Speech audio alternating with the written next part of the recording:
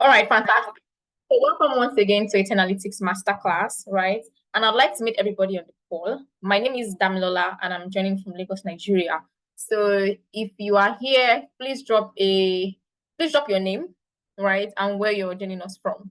Your name. I'd like to meet everybody on the call, so please drop your name and of course where in the world you are joining us from. Please drop your name and where you're joining us from. Okay, so I have Nix from London. It's good to have you here, Nix.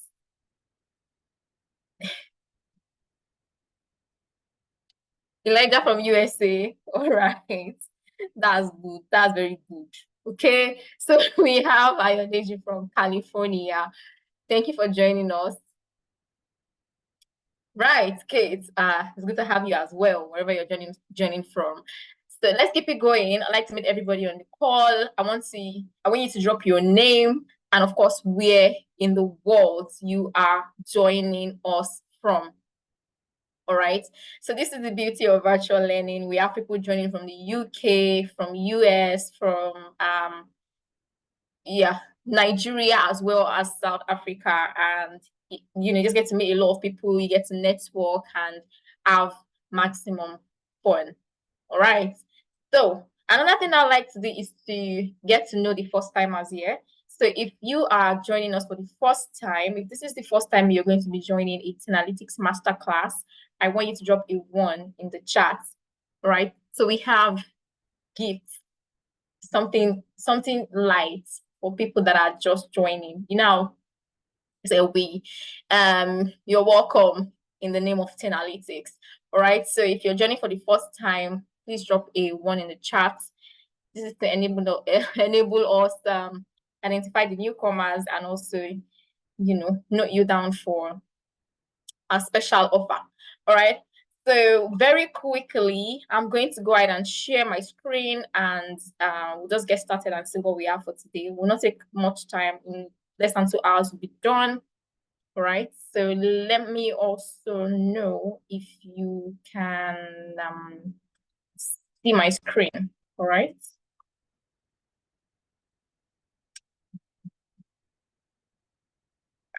Yeah. All right. So if you can see my screen, please go ahead and drop a yes in the chat for me. I just want to be sure my screen is very visible. Fantastic. So for today's session, we are going to be looking at a very crucial topic, right? And this is a question that comes up all the time. People talking about why, if certificates are very important, and people choosing certificates over experience. So what we are going to be doing here today is debunking that misconception, right? We are going to be speaking on why tech recruiters, based on our research, of course, and knowledge of the field, we're going to be telling you why tech recruiters choose experience over certification and why it's important for you to also choose or to exalt experience over certification. All right, so that's what we're going to be doing here for today. But before we even get started, I'm going to go ahead and introduce the company putting together this amazing knowledge sharing session. All right, so the name of the company is Analytics, and we've been around for over 4 years now. We are a leading educational technology company focused on providing specialized learning, specialized training in technology skills and delivering data consulting services. All right. And so with over 4 years of building talent across the world in the technology workforce, we have helped over 2,000 people transition from the classroom, just like we are in the classroom right now. So we have helped over 2,000 people transition from the classroom to their first job in tech across the UK, across the US, Canada, Europe, Africa, Alaska, Asia. What else is there? Iceland, right? And we are committed to making the technology sector more accessible to people from all walks of life. All right. So it shouldn't just be some set of people getting all the benefits from working in this industry. It should be accessible to everybody, and that's why we are here, to ensure that it's accessible through premium experiential training in data analytics, data science, data engineering, HR analytics, financial analytics, cybersecurity, Scrum, and AI engineering. All right, and we have facilitators and tutors from different walks of life, and these are people that have the experience, they have the knowledge, they have the seeds to take you through this learning and ensure that you come out top notch at the end of the day. So our team of instructors are from leading global companies like Apple, Microsoft, Sahara, McKinsey, Google. We have people from Amazon as well, and so on and so forth. And they come with their wealth of experience, they come with their knowledge, they come with their dedication to ensure that they deliver an engaging and practical learning experience that ensures that you get maximum value for your investments in your future. So if you'd like to know more about Tenalytics, you can follow us on Twitter, on LinkedIn, and on Instagram at Tenalytics. And you can also visit our website, which is www.tenalytics.io. Okay, so a quick look at who the amazing person that's going to be taking us through this session today. We have Chukwuemeka, and he's a GRC expert with close to 10 years of experience in GRC and consulting. Okay, so he currently works as the CEO of Tenalytics, and he has helped close to 500 people transition from no tech background, like no prior previous tech background, into tech, and also land their first job. And Chukwuemeka's experience spans across GRC, that's governance, risk, and compliance, in the banking sector. He has also worked as the head of control in a fintech. He has worked as a data analyst in the fintech industry as well, fintech company, and he has also worked as an hospitality consultant. All right, so he's worked in different sectors across board. We have financial services, edtech, capital markets, and of course the hospitality sectors. So if you'd like to connect with Chukwuemeka, you can connect with him on LinkedIn at Chukwuemeka Ikpa, then on Twitter as well at Emeka Iced, and on Instagram at Ikpa Chuks. All right. So what are we doing here today, right? Why exactly have we, put together this session? First off, like I said earlier, we have a lot of people that have, they have this misconception that as, somebody transitioning into tech for the first time, they need to place more emphasis on certifications than choosing experience. Meanwhile, we've been in this sector for over 4 years, and we know, right? We know by helping people transition into tech that actually most recruiters, most human resource partners, most companies as well will choose somebody who has the experience, somebody who has the skills, somebody who has the knowledge over certifications. All right. So it's one thing to have a certificate and say, yes, I studied this thing and, I have the certificate. And it's another thing completely to actually know how to apply the things that you've learned. It's like, going to the university to study.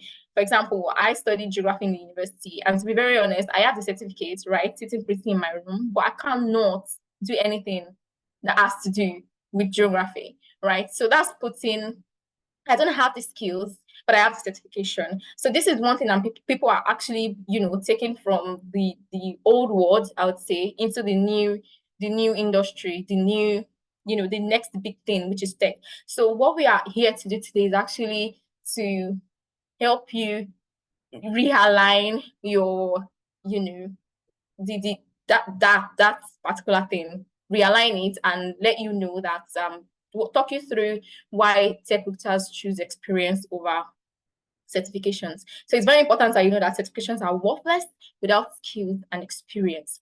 Like saying, do you know how to use, you have a certificate that shows that you know how to use Excel. If I call you to come and do a simple VLOOKUP function of, practicing Excel, you can't do it. That's you having skills. That's you having certificates. and not having the skills. So that's what we're going to be demystifying today. Then secondly, we're going to be looking at understanding the in-demand tech career paths. All right, so we have done our research and we have carefully and picked the in-demand tech career paths that would, help you, that you can easily transition into choosing the best career path with no stress, with little to no hassle, and of course bringing in your A game and we delivering our value as well. Then thirdly, we're going to be talking about our upcoming cohort starting July 6th, 2024, and how you can get started immediately. So it's one thing to be a part of the session, is another thing to actually take action. All right. So we'll also talk you through how to take immediate action and ensure that we all move, jump on this moving train together. So number 4, we look at a couple of success stories, right? Then we'll also look at our growth internship and how you can be a part of it, and early bird discounts. So these are the 4 major things that we are going to be doing here today. Is anybody excited to be here? If you are, I want you to drop your favorite emoji in the chat, just so we know that we're together, and of course we are excited to get started. If you're excited to get into the session, can you drop your favorite emoji? Or we know what emoji means, correct? All right, so at this junction, I'm going to be handing over to Chukwemeka, and let's have a very lovely session. Hi, Chukwemeka. Hi, Damilola. Thank you so much. Thank you so much. I think you've done justice to the introduction and making everyone understand the reason why we are here. So I'm so excited to be here. I hope everyone that is on the call is also excited to hear what you have to say. So I just saw only a couple of favorite emoji from some people. Doesn't mean that others are not on this call. Okay, so if you are here and if you're excited to be on this exact session with us, just simply drop an emoji so that we know that you are right here with us and you are hearing what we are saying. Okay, fantastic. And also, please, there is the attendance form that my colleagues are dropping in the chat box. It's very, very important that you fill that exact attendance form so that you will get the recording of this session and also get the slide that we are going to use for this session. It's very, very important for you to drop and fill in the attendance form. All right, so we are going to jump into it right away. Please confirm that you can see my screen. Hi, Damilola, is there? Yes, we can.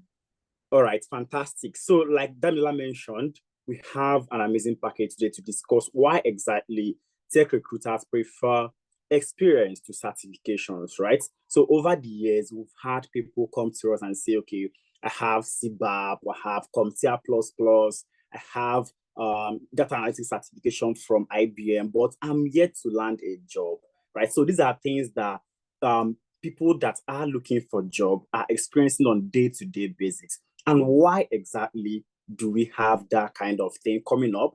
You see someone that have gathered a lot of certifications, but yet they can't land a job, right? So how we're going to start off first is, I don't know, can anyone tell me what they think when they look at this exact picture? All right, Damilola, please confirm that you can hear me pretty loud and clear. Yes, loud and clear. All right, okay. I guess hi Marjorie, Keynes, you may have to log out and log back in so that you can hear the audio clearly. All right, so can someone please tell me what they think when they look at this picture on my screen? You can type it in the chat box so that we initiate the conversation from there. Hello, is anyone on this call with me? Right, we are seeing a man that is in front and the horse is behind. So when you look at this exact picture, what do you think? What comes to your mind? Is it something that is a fraction that can work, or is it something that can't possibly work? So just tell me what you feel when you look at these two requirements, a horse and a man, right? Okay, I can see a comment from Christopher. Christopher said the horse should be pulling the man, not the man pulling the horse. Fantastic. A deacon said putting the cart before the horse. Amazing. Kane said the skills needed to be ahead for the future. Fantastic. iPhone say if they train the horse. Okay, fantastic iPhone. Matthew said putting the cart before the horse, no progress. Amazing. So that means I have fantastic audience that clearly understand what we are trying to do. So basically, when you look at this picture, what you're going to see, you are seeing a non-functional requirement and seeing a functional requirement. Okay, so these are two requirements that will definitely make an action to happen. But the functional requirement needs to trigger the non-functional requirement. Okay, and at the point where you're putting the non-functional requirements in a position that it cannot trigger the other one, you are static, right? You are going to be static. And this is one challenge that most people face when they are applying to job, right? So you don't put what you want to do before how you need to do it, right? We want to apply to jobs. We are applying to jobs without doing what is needed for us to be done, right? Some people go as far as, okay, let's get a certification. And after getting the certification, they start applying to job without doing the necessary things that they need to do. So it's just like you doing a non-functional requirement first. Now, it doesn't mean the non-functional requirement is not important, right? So this is the angle I want you to understand it from. It doesn't mean certification is not important, right? But is it the functional requirements that will trigger it to happen? That's where you have a very big question. So in the world of today, if you do not have experience, skill, and you go ahead to pursue certifications before all those first level achievements that you need to make, is as good as you putting the cart before the horse, right? It's as good as you putting the cart before the horse. So basically, experience is what translates to you having amazing skills, right? So when you have experience, it invariably translates to you've acquired a lot of skill doing that exact work. And according to a study from 2022 by BCG, so what BCG established that hiring for skill is 5 times more predictive of job performance than hiring for education. And recruiters know this. And because they know this, they tend to look for people that have the experience that invariably will translate to skills, right? So if a recruiter is looking for a data analyst, what the recruiter is going to look out for is, does Chukwemeka have Excel skill? Do I have Power BI? Do I have SQL skill? And not really what certification do Chukwemeka have, right? Because this is one area that people tend to miss it most time. We tend to go ahead to get certifications without getting the other job. So, and in the tech ecosystem, there's a slogan that is always dominant: competence over credentials, right? So just write it down: competence over credentials. What this means is that even if in your CV you have, I have IBM, I have Google Data Analytics, I have this, I have that, at the point of interview, there will always be what we call the skill assessment level. The skill assessment level. And why do recruiters do this? Because you've said, I have this, I have that. They need to do the skill assessment stage to ascertain that you have evidence to the skills that you claim that you do have. So it is always important for you to know that you need to get the competence before you pursue the credentials. Okay, so write it down somewhere. One of the reasons why we struggle to land jobs is because we are pursuing credentials over competence. And what recruiters are looking for is people that have the competence to do the job, people that have the skill to do the job, people that have experience to do the job. And also from the report from BCG, which I've attached the link here, you can go ahead to look at it after the call. What recruiters also notice is that people that have the skill-based hiring that they do, they are more loyal to their employer. So let's assume you are a recruiter. Are you going to hire people that you feel are going to be loyal to your company? Or are you going to hire people that will not be loyal to the company? Because basically, a recruiter don't want to have high turnover rates, doesn't want to have a being above the average churn rates in the industry, which means they want to hire the best skilled and experienced people that they can be able to retain in their system. And from the analysis that BCG also did, they noticed that the people that are skill-based and experience hiring, they have a 9% lengthier tenure at the organization compared with traditional hiring, which means if I have experience and skill and someone has possibly IBM, name them IBM, Google Data Analytics, maybe a lot of certification, and the person lacks that exact skill, the tendency that the person will leave that company before me is very, very high. And recruiters know this. So what they do is that they hire people that have the skill and the experience. So this is one aspect of the reason why tech recruiters choose experience over certification. They know that if I hire someone with experience, there's high tendency that this person is going to stay 9% more than someone that just have all those certifications. All right, so we are going to do a couple of exercise right now. So what I did is I went to LinkedIn and searched for a job so that we can ascertain that this is actually what recruiters are looking at. So I started for a data analytics job in London, UK. So can someone look at my screen? What do you see when you look at the must have? Your knowledge and experience first. This is for an insight analyst role with Xiatech London, UK, fully remote option. So what they require is what you must have is one, experience working with large volumes of data in a commercial environment. Okay. Number two, proficiency in Power BI for data visualizations and dashboard development. All right. Number three, hands-on experience with SQL for data processing and manipulation. Number four, excellent problem solving and analytical abilities. We can go on, and you are not going to see must have certification in this or that. They also have strong communication skill, ability to thrive in a fast-paced environment, experience using Azure, and then you are seeing bachelor's degree in CS, engineering, mathematics, statistics, or a related field. This means that any related field to this has the buy-in to get this job, right? And when you look at also the desirable things that they are looking for, well, that's where we now have prior experience in retail industry with deep understanding of retail analytics, strong programming skills in Python with experience in data science libraries like Pandas, NumPy, and then experience in other visualization tools. So clearly, there's nowhere that this exact job ad said certification in data analysis or a C++ in this or high-level certification in this, or it must be Google certified or IBM recognized. No. So recruiters, what they look out for is always that skill and experience that you have.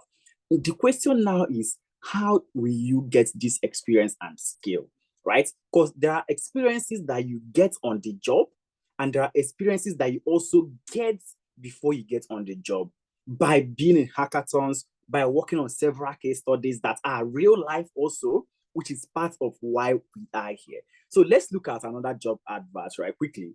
So this exact one is for an intelligence analyst with IP House in United Kingdom. So basically, the qualifications that they require for this exact role is, okay, aside the ideal candidates to be hardworking, take charge from this, they now require minimum of 2 years of experience in analytical roles. Now, we are still going to scratch how you can, hack this experience level fully for yourself. And then they have under requirements, proficient in using online research tools and databases. Okay, excellent research and written skills. They have experience with data visualization tools, demonstrate the ability to see the bigger picture, knowledge of languages like Python, strong analytical and problem-solving skills, ability to work independently and as part of a team, and of course, a passion for intellectual property protection. So these two jobs that have shown us right now clearly is still an experience and skill hiring. So rarely will you see a recruiter trying to get in a tech person, and the requirement is you need to have this exact certification.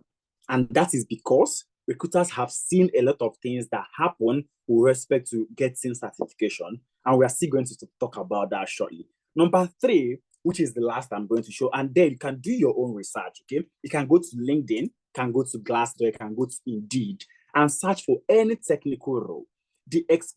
What you are going to see as the requirements are basically things that are, what skill and experience based. So this exact one is for a data analyst role with join us in UK as well. And what they also require is at least 2 years of experience in data analytics or related field. Now, when I actually searched for this role, I just specifically made it to be data analyst entry-level roles. Now, how do you also, scratch this experience level that they are requiring from you? It's an entry-level role, but they are requiring someone with 2 years experience. How do you hack this exact thing? Okay, so that is where case study-based learning also come in. Okay, so I'm still going to walk us through all this process for us to see how we can make, fill up our portfolio with experiences that spans above that number of years. Okay, number 2 requirement is a strong background in compliance or financial regulatory reporting. Then proficiency in SQL and Python for data extraction, integration, and validation. Then proficiency in a wide variety of file formats, XML, JSON, CSV, Excel, etc. Experience with data modeling and data warehousing, and so on and so forth. These are the skills that you should hold. Okay, so for you to consider this role in the first place, you must have these skills that they've asked for. Now, they went ahead to put what we call nice to haves, right? They went ahead to add what we call nice to haves. And these are things that recruiters also do to show you where their priority lies. Okay, so if you look at their, you should have this, it means that it's non-negotiable. All right, then nice to have, that's where they added that it is nice for you to actually have a degree or in any of this related field, right? Which means it's not what you must have. It's a nice to have. It can give you an added advantage, but it will not give you the first level advantage. No, it will not. The second nice to have is familiarity with data tools like Grid, Hadoop, Airflow, Superset, right? So they also went on to add more and more skills and experiences that you need to have. And experience with Tableau is a plus, strong communication skill to collaborate effectively. So from all this that I've shown us from LinkedIn, it is evident that what recruiters are looking for when it comes to tech area is skill-based and experienced hiring. Okay, nobody is going to say, okay, because you have MBA in maybe big data or you have MSc in big data, come and join our company. You are what we are looking for. No, recruiters also do not want people that they are going to spend longer time training on the job, right?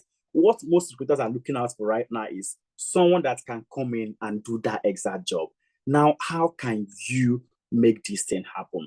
Also, between you and I, okay, let me ask us a very important question, okay?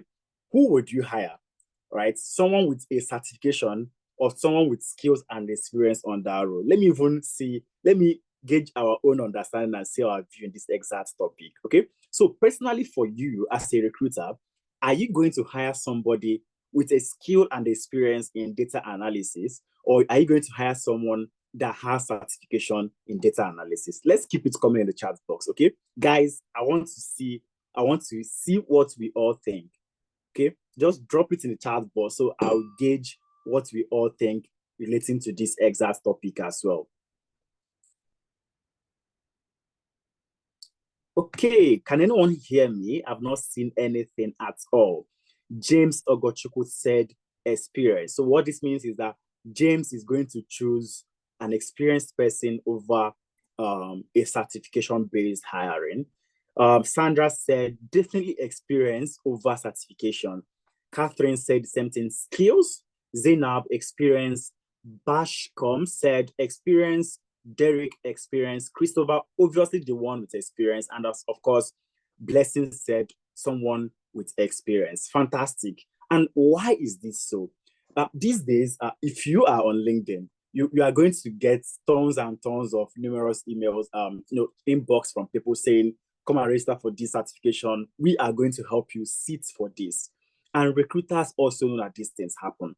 Okay. And that's where they are, judging some of these certifications from. Okay. So like I mentioned, unfortunately, people write certification exams for others, and recruiters know this because they are also on these platforms that we are all in, and they also get some of this in message from people saying, okay, come and register for this. We are going to help you write that exam. All right, come and do this. We are going to help you write that exam. They know that certification does not guarantee that you are going to get the job done, right? Certification does not guarantee that you will get the job done. And employers want someone that can get the job done on day one, right? So if they're hiring a data analyst, the only internal training that they want to do for you will be basically, let's get Chukwemeka up to speed with respect to our internal processings. Let's get him up to speed with respect to how our databases were, created. Let's get him up to speed with channels of command or escalation channel, and so on and so forth. They're not going to say, let's get Chukwemeka up to speed with using Power BI. Let's get him up to speed using SQL or Excel, or let's get him up to speed using Apache Airflow. So you need to have the skill and experience for you to get into little entry level roles. All right. How can you be able to get this done? All right. So some of the questions that recruiters are going to ask you are basically, can you describe an end-to-end machine learning project that you worked on? Also explain how you selected the machine learning algorithm to use. So they're not going to ask you, how was your IBM examination? How was your CISA examination? Or what happened in how will I put it now, in method 5 section 2 of CISA certification, if you're going through ISACA, what happened in that exact examination? They are not going to require all these things. The question that they will ask you is based on situations that you have encountered in the past in that same role, for them to gauge how you will be able to add value to their own company. Okay, so everyone wants to hire someone that can add value to their company and not hire somebody that will take away the value that they have. Okay, so number 2 is possible question that they can ask you is, can you tell me about a time you had to manage a situation where stakeholders had conflicting requirements? Can you give an example of how you have handled this in the past? So these are common, proper situation-based questions that you are going to get from recruiters. And all these questions is basically to gauge your experience level with respect to what you said you have done. So peradventure, you've said, I have 8 years of experience working as a data analyst. I've helped multiple countries to build a database, and I've been able to put it together that front-end guys can easily pull these reports and be able to analyze it. I've also been able to work on the back end, connecting the all the data architectures together, that we can have an automation from Twitter that every day is coming into the database, showing the number of times that Analytics was mentioned on Twitter.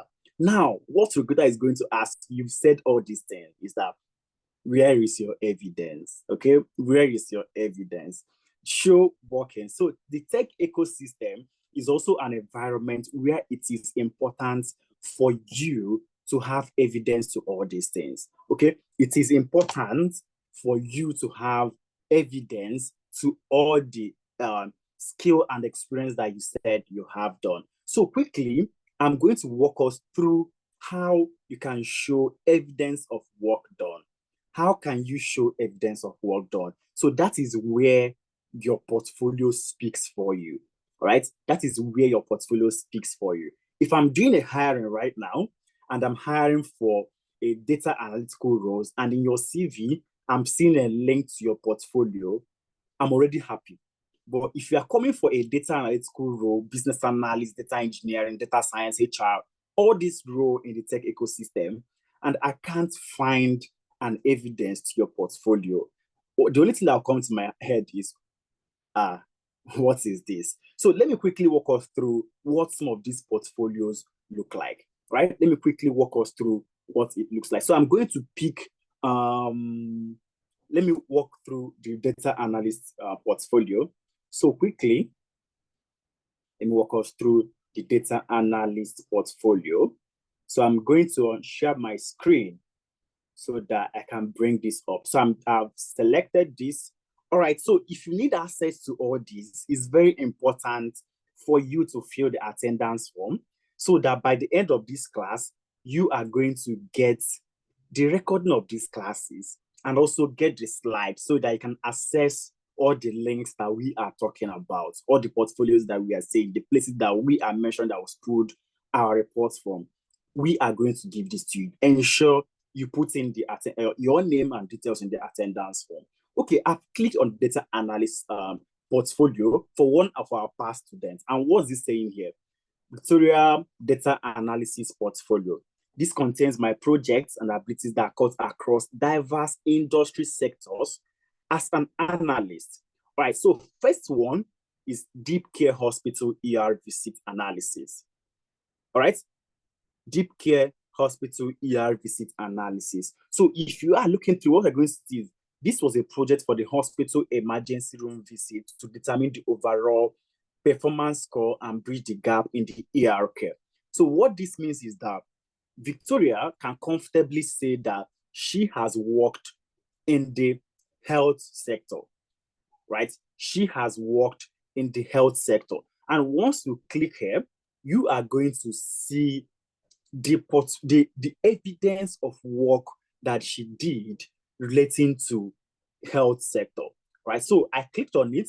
I am going to see a Tableau analysis of what she did relating to the health sector for ER hospital analysis. Now, when the recruiter sees this, there's an evidence that Victoria has worked in the health sector, right? There's an evidence to show that she has worked in the health sector. Now, let's go back to her portfolio.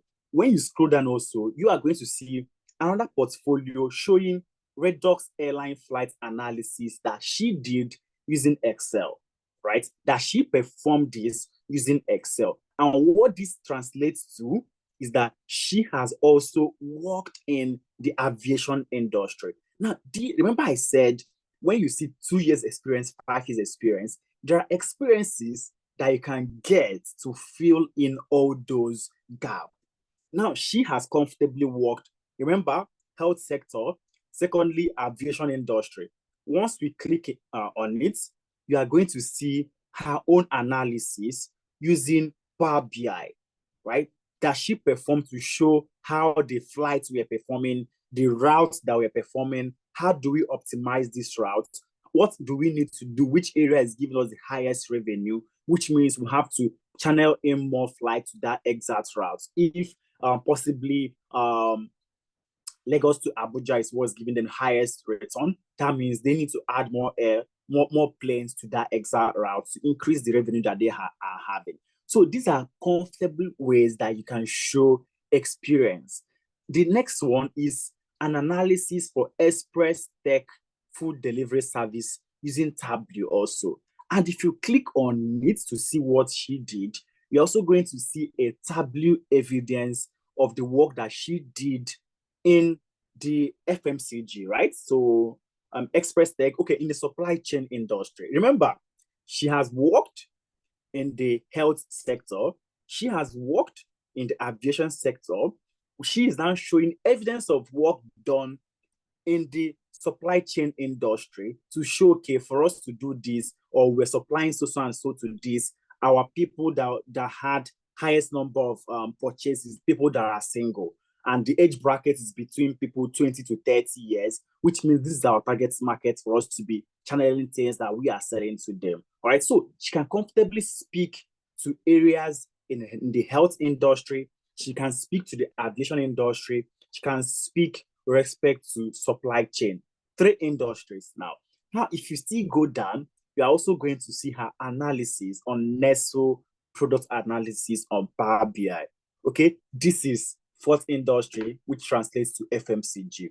This is what she analysis that she did relating to Nestle products. Which product was giving them the highest revenue? Milo. Is it Milo? Is it Nescafe? Is it Smarties? Is it Kit Kat? Which one gave them the highest revenue? Where are we going to optimize? Where are we going to remove obstacle? So basically, they have evidence. Victoria has evidence to show work done in the health industry, work done in the aviation industry, work done in the FMCG, work done in supply chain. That's 4 sectors that she can comfortably show evidence in.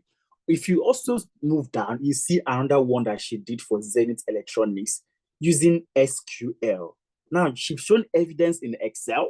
She's shown evidence in Power BI. She's shown evidence in Tableau. She's shown evidence in SQL. That's 4 tools, right? And these 4 tools translate to job done in 6 different industries, because Zenith Electronics translates to the technology space, right? So she has done 6 different projects in 6 different sectors of the economy using 5 several tools: Excel, Power BI, Tableau, and SQL.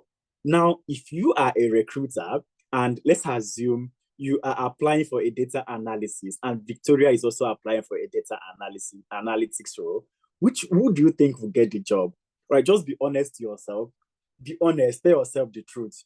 You are competing with someone like Victoria. Victoria, I think she left one of our classes last month, right? So she did a 3-month program. And why within that 3 months, she was able to work in 6 different economies, in 6 different sectors of the economy, using 5 different tools and having 6 different evidence to show her skill and her experience.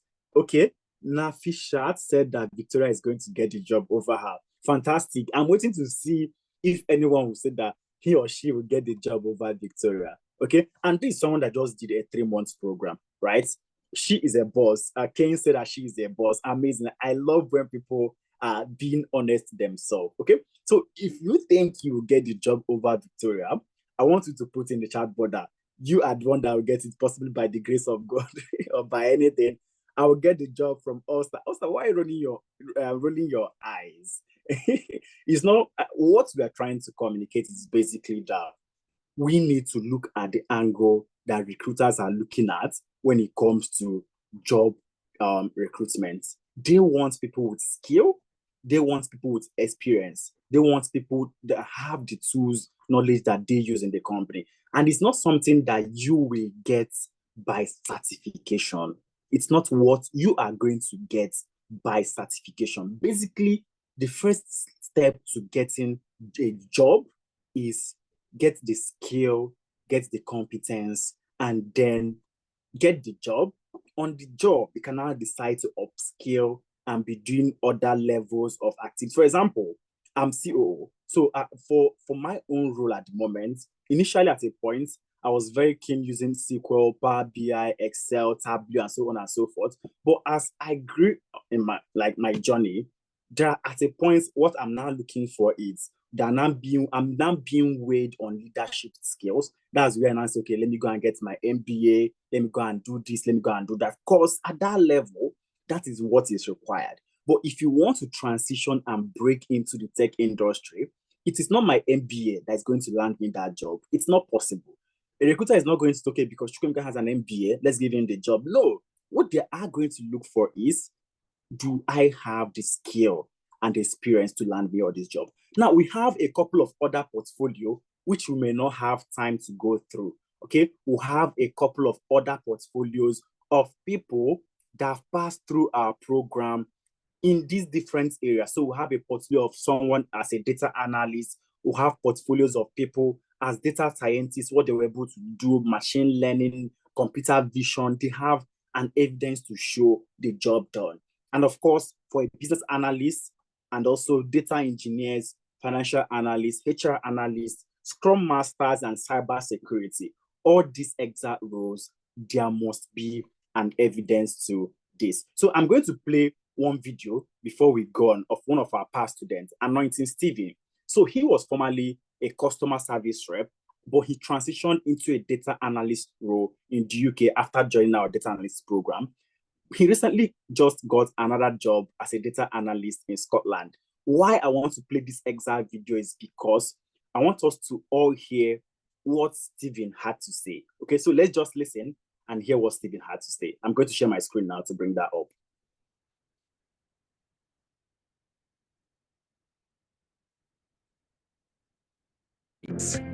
Get the best.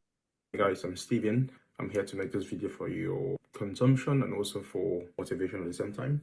So it's just a brief study of myself and how analytics have actually positioned me in a path where I've gone forward to exploring this path, and it's quite a good one. So I felt like there should be some sort of testimonial for some people who are out there who are looking forward to videos like this that can actually encourage them to take that big step. So I moved to the UK during COVID. I had a degree already in computer science and engineering. Wasn't too sure of what I could do within the tech space. But ever since I moved to Scotland after COVID, it was really difficult for me. So I reached out to Adesa, we had this communication, we had this conversation, and we spoke. I had to opt in for the data analysis class. I was still like studying for my master's back then in business management. And so during this whole conversation, I was wondering like, what will I do out there? Because the UK, to be honest, if you've got a degree, no one actually cares. They only just care about your experience. I'm a testimony. I've experienced this, and I'm telling you this firsthand. They only care about your experience and what you can actually offer, the value you can bring into the team. It's not really just the degree you want. I moved into this, finished the whole study, and I started applying for jobs, working on projects by myself, doing research, and wasn't. From the classes, you're actually being spoon-fed, you're taught to understand things, but I went out of my way to do more research, do more study, put in the work, and see, after I put in the work here, I was still, I think that was like 2-3 months before my graduation. I had a couple of interviews. I had a data analyst interview with Tesco, which is the biggest grocery firm in the UK. I had with I had 3 interviews actually, and I moved into 2, and I secured 1, and this was all just before I had graduated from the university. So already I had a job waiting for me before graduation. And the reason I had this job was because I went into learning work experience, if you get what I mean. So it's not just having the degree or having the knowledge, the theoretical knowledge. It's all about you having the hands-on experience, working on real life projects and with fictional data and all of that. Also, it's not all about getting the experience. It's all about packaging and speaking in the interview, because one thing is for you to have your knowledge and everything, but you don't know how to speak and convince people. So I was able to learn all this from analytics, and that really gave me the edge. And also, I can tell you, I've been progressing from that role to different role. You have no idea. I wish I could actually show you my screen. Just over the last 2 months, I've got 4 offers from different companies in the UK, to be honest, yeah. I think Adija could actually share some screenshots with you guys, telling you I've got like 3-4 offers from different companies in the UK. It's just that non-stop learning. I also went back last year, the end of last year, to do like a data science course with analytics again, which is my second course with them. And it's been good, and I still plan to do more with them because I feel like I'm getting the result of what I'm actually doing, regardless of my own effort and all that, but I think I'm actually getting. So guys, please, if you're looking for somewhere to learn hands-on experience, if you're looking for somewhere to gain insights about a particular sector or how to navigate through the whole UK job market, I don't know any other better people I can recommend other than Analytics. So give them a shout, sign up to them, also put in the work and get the result. Yeah. And just to say, all my jobs are remote jobs. I work from the comfort of my home. This is my desk, this is my workstation, and I've been to the office probably just a few times. Yeah, thank you. All right, fantastic. So we all heard what Stephen had to say. So Stephen did a program with us a couple of months back, and he got 4 offers, right? So what he did was he selected one of those jobs, and then at a point he was passing the opportunity to some of the people that he trained with, which is the power of networking that we are still going to get into shortly. Okay, so I hope that we've seen and heard from the horse's mouth. So we'll have a couple of other success stories how Abigail was able to transition from a care worker to being a business analyst in Canada, right, in Edmonton, Canada. Doing the same thing, she was able to transition from being a pharmacist to becoming a benefits analyst with NHS in UK. Of course, Nathaniel got also a data scientist job with a pharmaceutical firm in Barcelona, Spain. And then Abdurrashid, he is in Nigeria, but he got a full-time remote role for Chow 420 in the US, and he comfortably works from the comfort of his home in Nigeria. So all these things, it is very, very possible, right? It is very, very possible. But how can you get them? It's simply by first getting the skill, second, showing evidence of work done, which is building a portfolio, and third, applying to all these jobs. So if these guys can do it, you also can. So we have a couple of other success stories that we have in the slide. So what I've been saying is fill in the attendance from the IMOA, Elijah, my colleagues are dropping in the chat box, and we are going to get this slide so they can have access to everything that we have on the slide, and you can watch it comfortably on your own. I think I saw Marjorie saying that she's going to watch all our videos on YouTube. Fantastic. So it's important for you to watch all this so that you get to hear what others had to say about transitioning and how you can also make it easily. So moving on, are you confused about the career path to follow? So let me randomly ask, where exactly do you want to transition into? Which tech area are you looking to get into? Right? Let me see it in the chat box so I can know the courses that we all are looking up to having, or the skills that we are all looking to get. Okay, so let's drop it so it will also guide the things I am going to say. Right? So I want to see the area of the tech ecosystem that you want to transition into. Do you want to be a data scientist? Do you want to be a data analyst? Do you want to be a cybersecurity analyst? Do you want to be a scrum master? Drop it so I would know the people that have on the call with me. Right, and see cybersecurity from Eminent. Nomi said scrum master. Coco data science.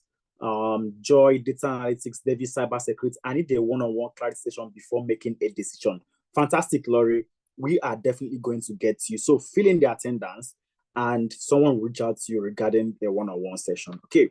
So B125 says cybersecurity. Sandra, financial and cybersecurity analyst. Fantastic. Sandra wants to transition from both aspects. She wants everything all together.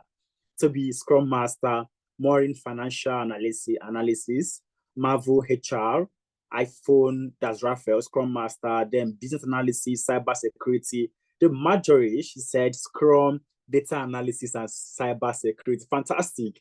You can actually get all this. If you heard what Steven said he'd taken a first course with us, and he came back to take another course with us. So this is him. He keeps upskilling himself so that he can keep opening up his own path for himself. For example, myself, I transitioned through data analysis, right, before I moved to cybersecurity. Okay, so all this, it's possible. It's just that you need to start off with one. All right, so I can see where we are all right. No calculation from Joy. I don't know what that means, but I guess you want to transition to an area that do not have any calculation course. So I'm going to still talk to Ross on all those areas. No coding, fantastic. So we are going to talk about the no coding area of the tech ecosystem. All right, so moving on, it is important for you to know the career paths that are in high demand and also understand exactly what each role entails. Okay, so it's important for you to know the career paths that are in high demand or career paths that are also going to improve or decline.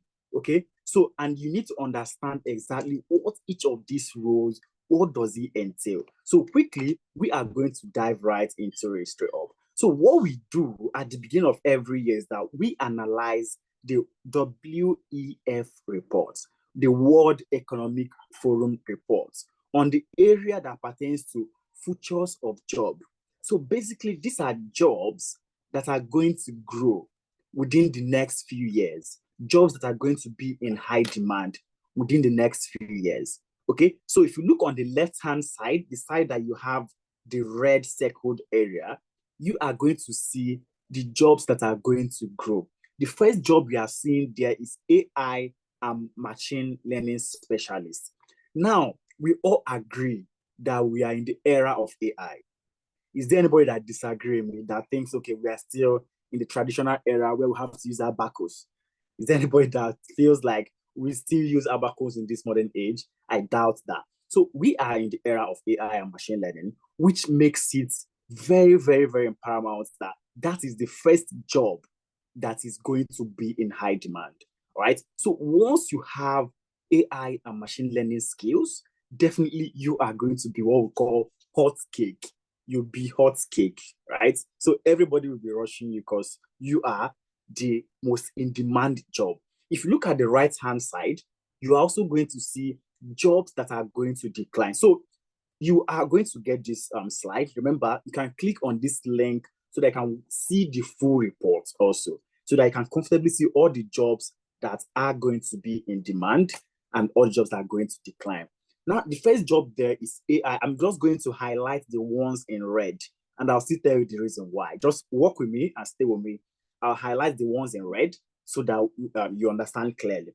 So we have AI and machine learning specialists, which is where the data science guys come in, because they use machine learning algorithms to build models, predictive models of things that are going to happen in the future, which means number one job that will be in demand is also a data scientist.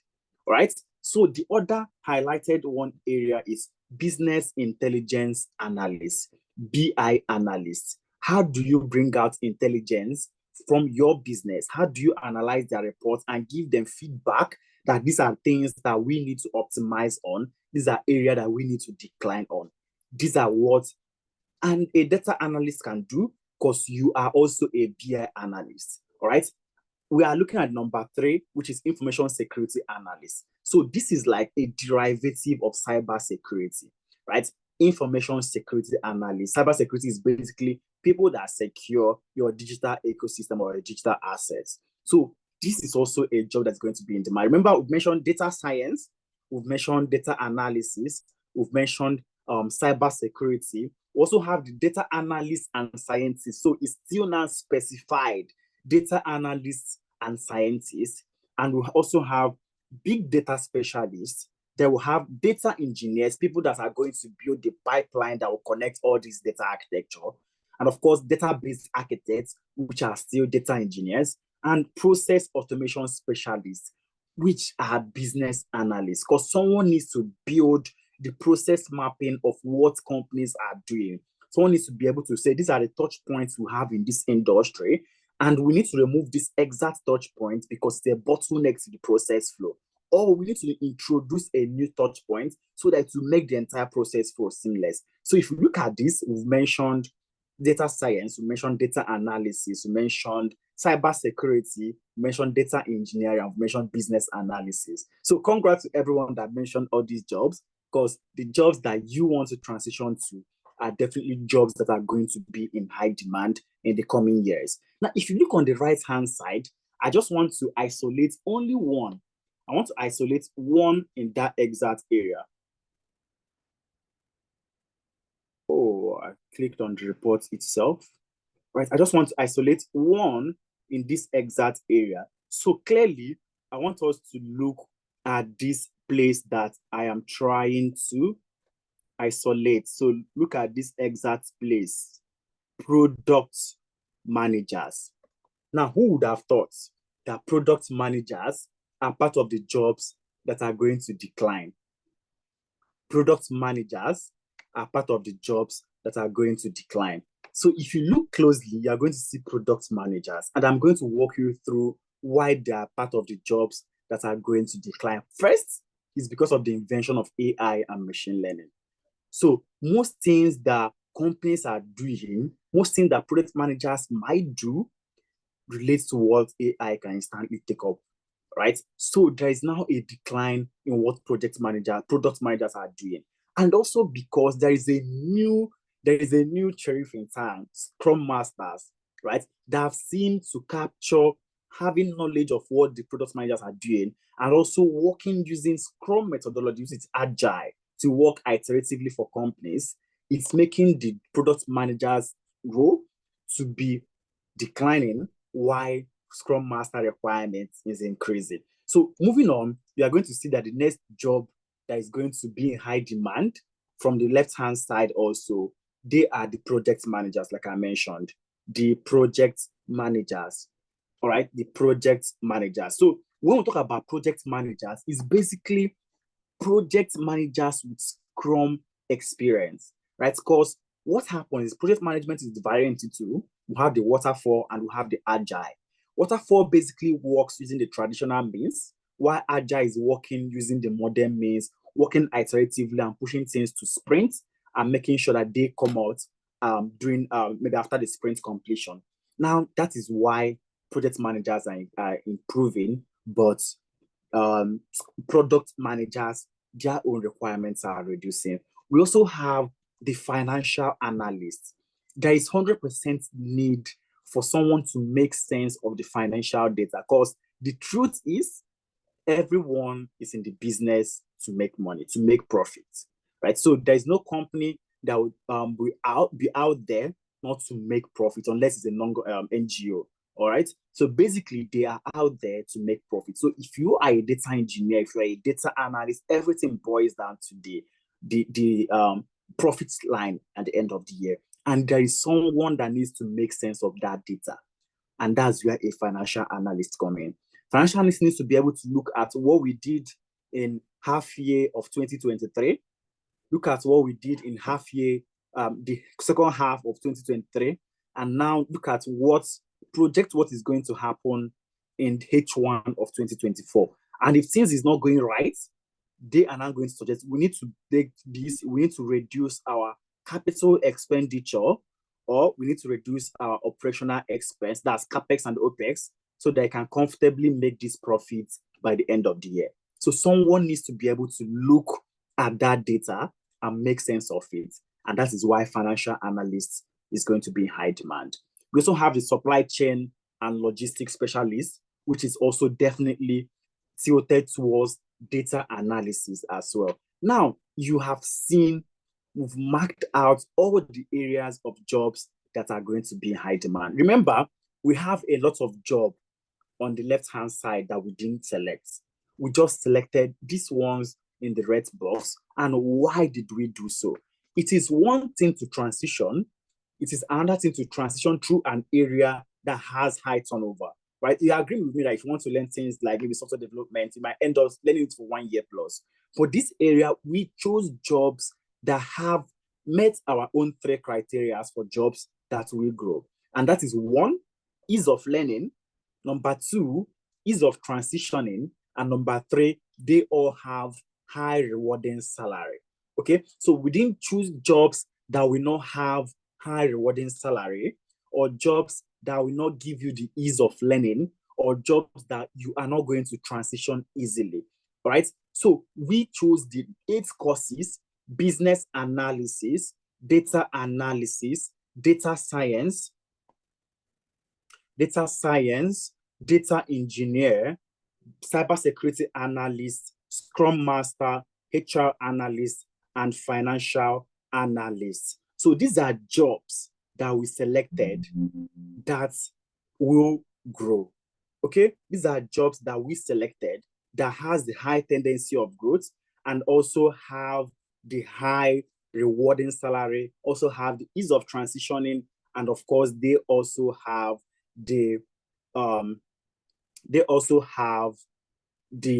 ease of transitioning, ease of learning, and high rewarding salary. So I think someone just typed that they need the link. So Marjorie, just hang on. You are going to get all this by the end of the class so that I don't move back and forth, okay? So all these jobs, they all promise to give you ease of learning, ease of transitioning, and high rewarding salary. Okay, but make sure you fill the attendance so that you get it in the end. Now, these 8 jobs that we've selected, people still come and say, oh, I want to transition to this exact area, but I have no experience or tech-related degree. How will I make it happen? It is possible.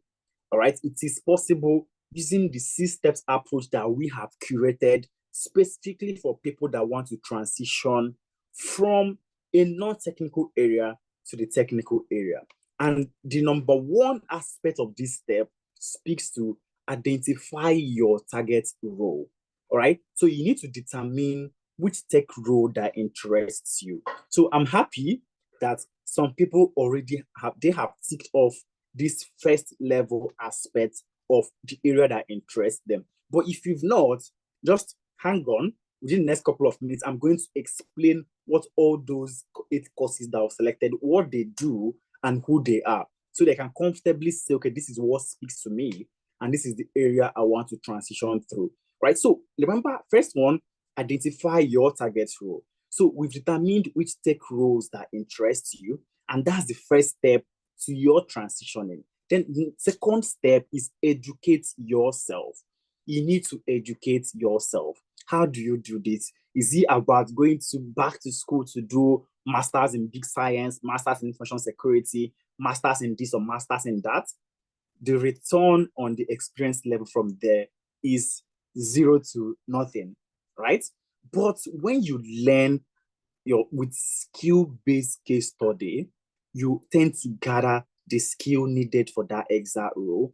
And also it indirectly translates to number 3, which is gaining experience. Okay, so you are learning first. Remember, first one is for you to get and select an area you want to transition to. Number 2 is education. Number 3 is now gain project-based experience. And that is the gap that we are willing to fill. So for every key learning area you're going to be having in the class, you are going to be learning this using real life case studies, right? You are going to learn it using real life case studies. So what we've done is that when we get consultancy jobs, we sort of codify those data and give it to our students to also work on. So that's why you've seen someone like Victoria, she worked for a company in the health sector. She worked for a company in the aviation. She has worked for a company in FMCG, supply chain, and so on and so forth, technology systems. She worked in 5 different sectors. And how? Is because when we get this data, we give to our students to also work on, but we codify it to preserve NDPR or GDPR, depending on where the location of the company is coming from. And these things are critical. They are what recruiters look out for. What are the experience that you have? Remember, we have people that will say, okay, we need 2 years to 3 years experience for this role, but you personally have project-based experiences that can stand in for all those number of years, right? So it's very amazing that you're seeing someone fresh out of school. Let me just use that for an example. Fresh out of school, possibly just finished maybe 1 year mandatory service, depending on the country the person is graduated from. And then after that 1 year, they're applying to job and you're seeing the person presenting a portfolio that is very, very rich. The companies are going to rush that exact person because 1 is he's fresh, 2 is he already has experience to show evidence of his skill, right? But someone that might have finished school maybe 2, 3, 4, 5 years ago, no job, no experience, and nothing. That is another gap that recruiters don't want to see. So all those project-based learning are things that can translate to experience for you. And also, we give internship opportunities, which means that after you are done training, we also give you work virtually with us, and we give you other case studies to work with to build your portfolio more. So when you are speaking, you're not going to speak from the area of when I was a student with analytics. You are going to speak when I was consulting with analytics. All right. So I want to give everyone an assignment. Just go to LinkedIn and type analytics. You are going to see so many consultants that we have. And that's because we have several consultants from so many countries across the globe that once you are training with us, you are invariably a consultant. And it translates to, it can speak to what I was consulting for analytics. I worked on this XBC transportation company that needed their data to be cleaned or needed so and so. And I was able to bring out insight that, projected their return on investment from 0 to 5% within the first few months. When you speak like this, recruiter that's going to say, oh, this person knows what he is saying, right? Next is, let's see your portfolio. And we are also going to make sure that all the case study you worked with, you create a portfolio to substantiate it. Then after you've done this first 3 steps, next one is for you to develop employability skill. Because it's one amazing thing to have the skill and the competence yourself. It's another thing for you to be able to speak and build your CV to defend yourself. Remember, your CV is like a walking signboard of you. And what this means is that your CV will definitely get to these companies before you get there. That means you need to prepare them in a manner that is very, very standard. We are going to speak later extensively on this area: CV, LinkedIn optimization, gain interviewing skill, and of course, build an Upwork profile. How do you develop all these employability skills? These are all how you can transition into the tech area fully. Then number 5, which is networking. Now, one amazing thing that online community like this offers is that you have the liberty to speak to someone from different companies. At the beginning of this call, we will ask you to say where they are from. You've seen people from Nigeria, we have people from South Africa, we have people from UK, Canada. We have people that they are not even, the country is not even listed in the created list that we have, which means there's always room for growth when it comes to the tech ecosystem. And I'm going to show us an amazing thing about networking, right? So for example, we have our own community of students. And if you see this job, this is also from the Anointing. So because this just happened last week, that's why I'm bringing, last month, I mean. It happened last month. That's why I'm using it, because it's still fresh. If you look, you can see that the message came in on Friday, 10th May. So when you said, hello, sir, it's Anointing Steven, I just want to say a very big thank you for providing me with a reference. So we also provide reference. Of course, you are our consultant, so we provide you with reference and recommendation letter. Once I secure and start my offer, I would like to give insights or testimony in any of the mentorship sessions. So he is the one that said, I want to be able to do all these things so that people will know. Right? Next thing, I say, hello, sir, I'm writing to tell you that the job has been secured successfully and I'm starting next week. Congratulations, Steven, this is absolutely amazing. Then he went on to say, I'm still getting offers, but I don't know who I can recommend. If you have anybody who is solid enough that I can recommend in case another comes forth within Scotland area, please send them across my way. Absolutely, because we have students, and this is the power of networking. So because we have fantastic students also that are in our own pool, once recruiters reach out to us or a past student reach out to us and say, oh, I have this so and so, do you have anyone that can take it up? Instantly, we recommend our best students to them, because we don't want to shoot ourselves on the leg that, okay, we recommended someone that didn't meet up the criteria, which means you have to be also an A student, so that when opportunities like this come up, we are instantly going to recommend you to recruiters. No, number 6, which is the last step with respect to transition, is mentorship. Now, some of us transition. I studied civil engineering. I started my career in the bank. From bank, I've moved so many sectors. I was moving round and round and round hospitality, this, before I can land into the tech industry. And that is basically because we lacked mentors, right? So we lacked mentors. I struggled for a couple of years before I can find myself in this system. But we are here also to bridge that gap, because we bring in expert mentors to class to speak to you on some of this area, okay? So they come to class and work with the best industry people to guide you through your own journey. They're going to speak to you in the language that you understand. And of course, because at the level of their own career, what they desire at that point is, okay, I want to be able to speak that I've mentored 20 tech enthusiasts that joined the system recently, because maybe the person is a C-level person in one of the tech firms. So he wants to be able to build a network of followers that he will comfortably call, okay, these are people that I've brought into the industry. And invariably, it translates to you leveraging that link to establish your own self in the tech ecosystem. Okay, so these are the 6 practical steps that you can use to transition. First, identify your target role. Second, educate yourself. Then gain practical project-based experience, and then develop employability skills, network, and then get mentors that will help you move into this. Now, how can you get into any of those career paths that I've previously mentioned. All the career paths that I have mentioned, the 8 career paths that we currently offer, how can you get into any of them?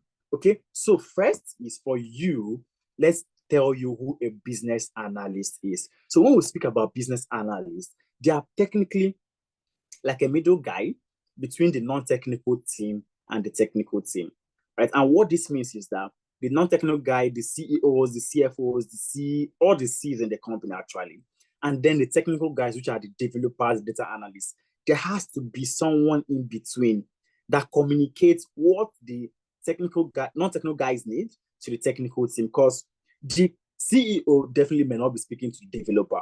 The CEO may not be speaking to what's it called, the junior analyst in the Scrum team, but a business analyst will definitely, senior business analyst possibly will be speaking to the technical guys. Okay, CFO, we are building this in-house core banking system. What and what do you require for us to put in this Excel thing? He should be able to elicit information from this non-technical guys and then translate it to the technical team on what they require. All right, so this is basically a person that acts as a bridge between the business stakeholders and the technical team. And the key learning areas they're going to be learning is basically, you are going to start off with Excel, Power BI, and SQL. And while we introduce these data analytical tools to business analysis so that you can comfortably serve as a business data analyst, right? So what this means is that you can go for roles relating to data analysis if you are able to master these 3 tools that you are going to starting off with, which means you're going to learn Excel, learn SQL, and of course, learn Power BI. And after that, we'll walk you through process mapping.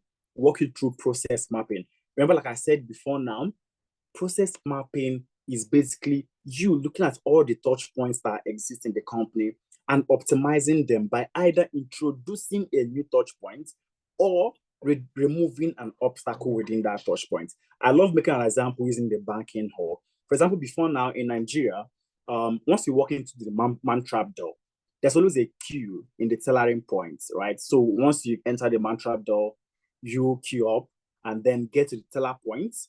Once you get to the teller points, you pick a form, go back to the desk and fill the form, and then you queue up again and get to the teller point and again second time before your transaction will be treated. But business analysts look at those processes and now said, no, we need to introduce the form desk or form cupboard that once you are walking into the banking halls, you are picking up a form of the transaction you want to perform, and then you queue up, get to the teller point, and perform your transaction. As seamless as that.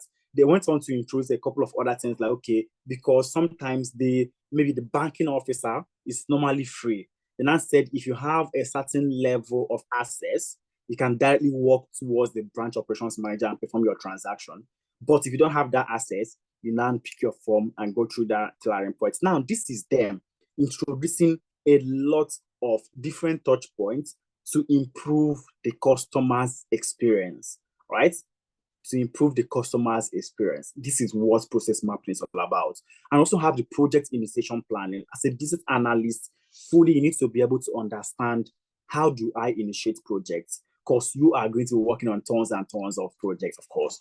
And of course, like I mentioned, Agile and Scrum for projects, you need to understand the Agile methodology. Remember, for under project management, we'll have the waterfall and the Agile methodology. Waterfall is like the traditional method of project management, while Agile is basically working using iterative methods like Scrum and the Lean method and the Kabal. Yeah. Then we'll now move to software development lifecycle, where you learn them, and then requirements, fundamentals, and of course, elicitation method. How do you get information from your stakeholders and stakeholder analysis and engagement? And of course, like we mentioned, ChatGPT for business analysts, because AI is here to stay. We've integrated AI to all our courses that you learn, how do I leverage AI to optimize my own role as a business analyst, right? You know, there have been this myth going around that AI is here to take our job. AI can only take up the jobs that they can take up, right? The guys that are, key in the industry, AI is going to help them optimize their processes. And As a business analyst, you're going to be learning Excel for analysis, SQL for database management, Power BI for visualization, Lucidchart for process mapping, Confluence, Jira for your project management tools, and of course, Draw.io for process mapping of also, and Trello and ChatGPT. So by the time you are done training with us for 4 months, you are going to have experience in all these 1, 2, 3, 4, 5, 6, 7, 8, 9 tools, right? You have 9 tools experience, and the program lasts for 4 months, where you learn immersively in the classroom for 2 months, and then you intern with us for 2 months, where you build and manage a web app development project. This is a real life project that you are going to work on for 2 months, virtually, of course, with your other group members. So the classes for business analysis holds every Saturday, 11 a.m. to 2 p.m. West African time. This will be comfortable for people in the EU, UK, and Africa. And we also have evening classes by 6 p.m. on same Saturday, 6 p.m. to 9 p.m. West Africa, which will be comfortable for people in Canada and US. That should be 10 a.m. to 1 p.m. Mountain time. Then on Sundays, we also have classes in the afternoon, 2 p.m. to 5 p.m. West African time, comfortable for people in Europe and Africa. And then the evening classes, 8 p.m. to 11 p.m. West African time, which should translate to 12 p.m. to 3 p.m. Mountain time for people in Canada and, of course, US. Now, we also have the other guys, the data analyst role. Who is a data analyst? The way a data analyst basically solves 2 major problems, the descriptive analytics aspect and the diagnostics analytics aspect. And what that means is that they are answering 2 questions of what happened and why it happened. For example, we're on this score, we are 100. And then from analysis, we've seen that we have 80 people that joined from UK. We have 10 from Nigeria. We have 5 from Ghana. We have South Africa, and so on and so forth. Data analysts have looked at this and have brought out that insight. This is what happened. Now, he's going to go a step ahead to say, why did it happen? Right? Why did it happen? We might decide to look at our marketing data, and from there, he can now see that our marketing team spent possibly $5,000 in adverts in UK.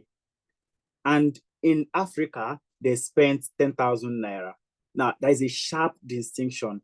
$5,000 can translate to roughly 7 million or thereabouts, 7 million in naira.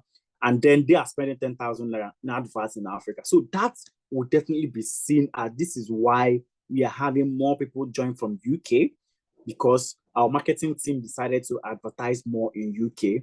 And then we are having lesser people in Africa because our marketing guys do not advertise in Africa. So what it means is that the management can now decide and say, okay, where is our target audience? Are they in UK? Are they in Africa? From that, they can now make decision. Marketing team channel 90% of our marketing budget to the United Kingdom and channel only 10% to Africa. Now, this is them bringing out insights from the attendance sheet of people that came to these exact classes. And that is why it's also important when we ask you guys for the attendance form, so that we can be able to also do what you are preaching and be able to use data to make decisions, right? So as a data analyst, the key learning area I got to starting with is problem solving. So we're going to learn problem solving, the CRISP DM and the other frameworks, because the most important thing you are doing, remember, you are going to the company not to do visuals. You're not going there to build amazing dashboards. You are going to bring out insights that is going to solve a problem that the company is having, right? And that is your recommendations are things that management are going to be discussing in management meetings because you are a data-backed person. Okay, so after learning problem solving, you learn Excel for analytics, then structured query language for database management, and of course, Power BI and Tableau for visualization. Then before you now move into data storytelling, because you need to be able to tell a story connecting your data from point A to point B. After which you, of course, learn ChatGPT for analytics and then Microsoft Fabrics for analytics. And you are going to be learning this for 4 months, where you learn immersively in the class for 3 months, and then you also intern with us for 1 month. The classes are only on Saturdays, right? It's only on Saturdays, morning 11 a.m. to 2 p.m. West African time, comfortable for people in Europe and West and Africa. And then in the evening, you learn 6 p.m. to 9 p.m. West African time, which translates to 10 a.m. to 1 p.m. for people in Canada and US. Then on Sundays, you get what we call Watch Me Do It video. So you get videos like 10 to 15 minutes video, short bites video, introducing you to deeper concepts in that exact domain that you are in. So what it means is that you're going to get that short video, which you're going to learn and prepare to come to class on Saturdays. And then on Saturday, you do a live class. After the live classes, you are not going to get another video on Sunday and then prepare for the upper Saturday. And that's how it goes. So you are going to learn the tools like problem solving, Excel, SQL, Tableau, Power BI, Microsoft Fabric, and of course, ChatGPT. Now, a data scientist, remember we said an analyst, a data analyst does two things: descriptive analysis and diagnosis analysis. But a data scientist goes a step further to do predictive analysis, right? He's going a step further to perform predictive analysis. And how they do this is using all this key learning area to bring out futuristic data of what is going to happen. So I normally refer to data scientists as future tellers, right? Because they can be able to look at the historical data of what we have and now use machine learning algorithms to build models that will now say, this is what is going to happen in the future if we continue in this Excel route. And the key learning areas that you're going to have is, number one, is statistics. You're going to be learning the descriptive statistics and the probability statistics that have to talk about the hypotheses and all those testing, right? And basically, remember, everything you are learning, they are all with case studies, which means if you're learning statistics, you're not going to come to class and be saying, okay, what is mean, what is mode, what is median? No, we are going to come to class and present you with data. Okay, Chukwuemeka's company currently has a problem, and we need to use statistics to be able to decipher the number of products that are sold the highest and the number of what did this and what. So you are going to use case studies to learn each of these key learning area. After which you now move to forecasting and predictive analysis, where you do things like time series analysis for you to be able to forecast using time series analysis. And of course, Tableau for data analysis, where you learn the key, how to connect your data sources to Tableau and be able to visualize your data, and how you can be able to create visuals from using Tableau, of course. Then we also have the SQL, which is structured query language. Basically, here you're now going to learn all those basic queries that you are going to use to bring out data from your database. Possibly you want to select the number, you want to select customers in analytics. Simply write select customer from our table, which possibly we can name analytics student table from analytics, and simply run, and then you have your data showing, okay, these are all the customers that analytics have, and then you can now do analytics from it. So you're going to learn all this SQL, Tableau, forecasting, and statistics before now move to Python programming, where you're going to also learn your basic syntax and of course functions and modules for you to be able to code, right? So you're going to use Python to code, right? And moving on, you learn exploratory data analysis, where now start looking at data cleaning, and then how you can go, you are going to identify pattern from your data before you now move to machine learning, right? Before you now move to machine learning, where you now look at supervised learning, unsupervised learning, how do you do regression analysis, classification, and clustering, and so on and so forth. And of course, computer vision, how do you do image processing? So that once my camera sees this hand, it's going to say, okay, this is a hand. Or once you do maybe object detection, that my camera sees my face, it's going to recognize that this is a face. How do you do all this thing using machine learning? And of course, computer vision, GitHub version control, where you're going to learn using GitHub and how you can populate and put your own portfolio on GitHub. And then ChatGPT and GitHub Copilot, which definitely is the AI aspect, and Microsoft Fabric for analytics. So you are going to learn data science for 4 months, where you learn immersively in the classroom for 3 months, and then intern for 1 month also. The classes is only on Saturday, 11 a.m. to 2 p.m. West African time, which is comfortable for people in Europe and Africa. And then we have the evening class, which is 6 p.m. to 9 p.m., comfortable for people in Canada, which will be around 10 a.m. to 1 p.m. their own mountain time. Then on Sundays, you get to watch me do it video, where you're going to get short bites video that will introduce you to other deeper concepts that will help you understand the class better. Remember, you're going to learn tools like statistics, SQL, Excel, Tableau, Python, Microsoft Fabrics, ChatGPT, and of course, GitHub and computer vision and machine learning. Then we also have the data engineer. Who is a data engineer? So I love to equate data engineers to plumbers. The way we have plumbers in construction companies. I came from a civil engineering background. So what they do is they connect different pipes to the different aspects that is needed in the building. They connect the pipeline to the shower, they connect it to the water system, they connect it to the sink, they connect it to several outlets needed in the house, and they all route this to the septic tank, right? So this is how a data engineer builds several pipelines to connect the front end to the back end, or to connect to an external source, making sure that data is constantly flowing.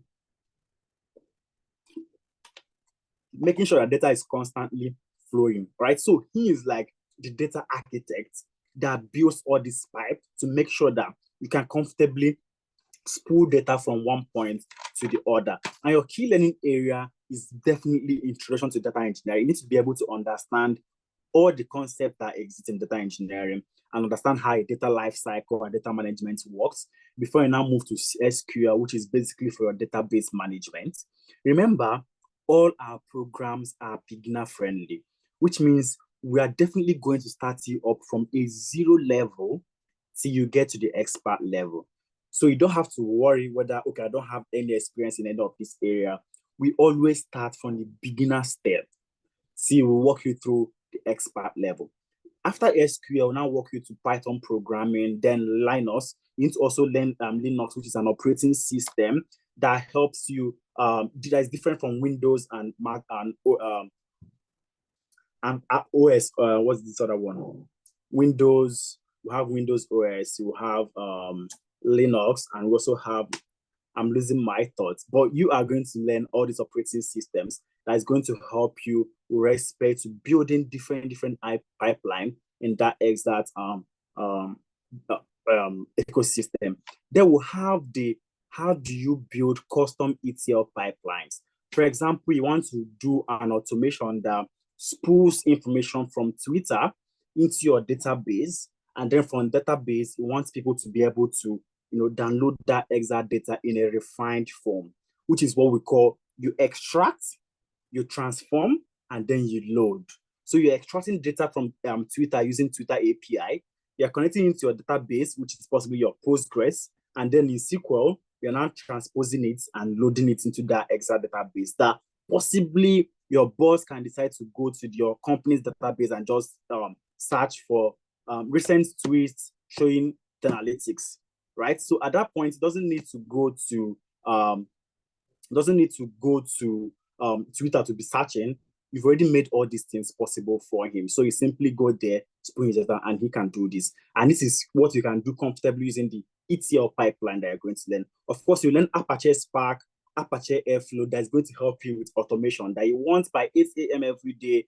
I want so and so report to be sent to my line manager.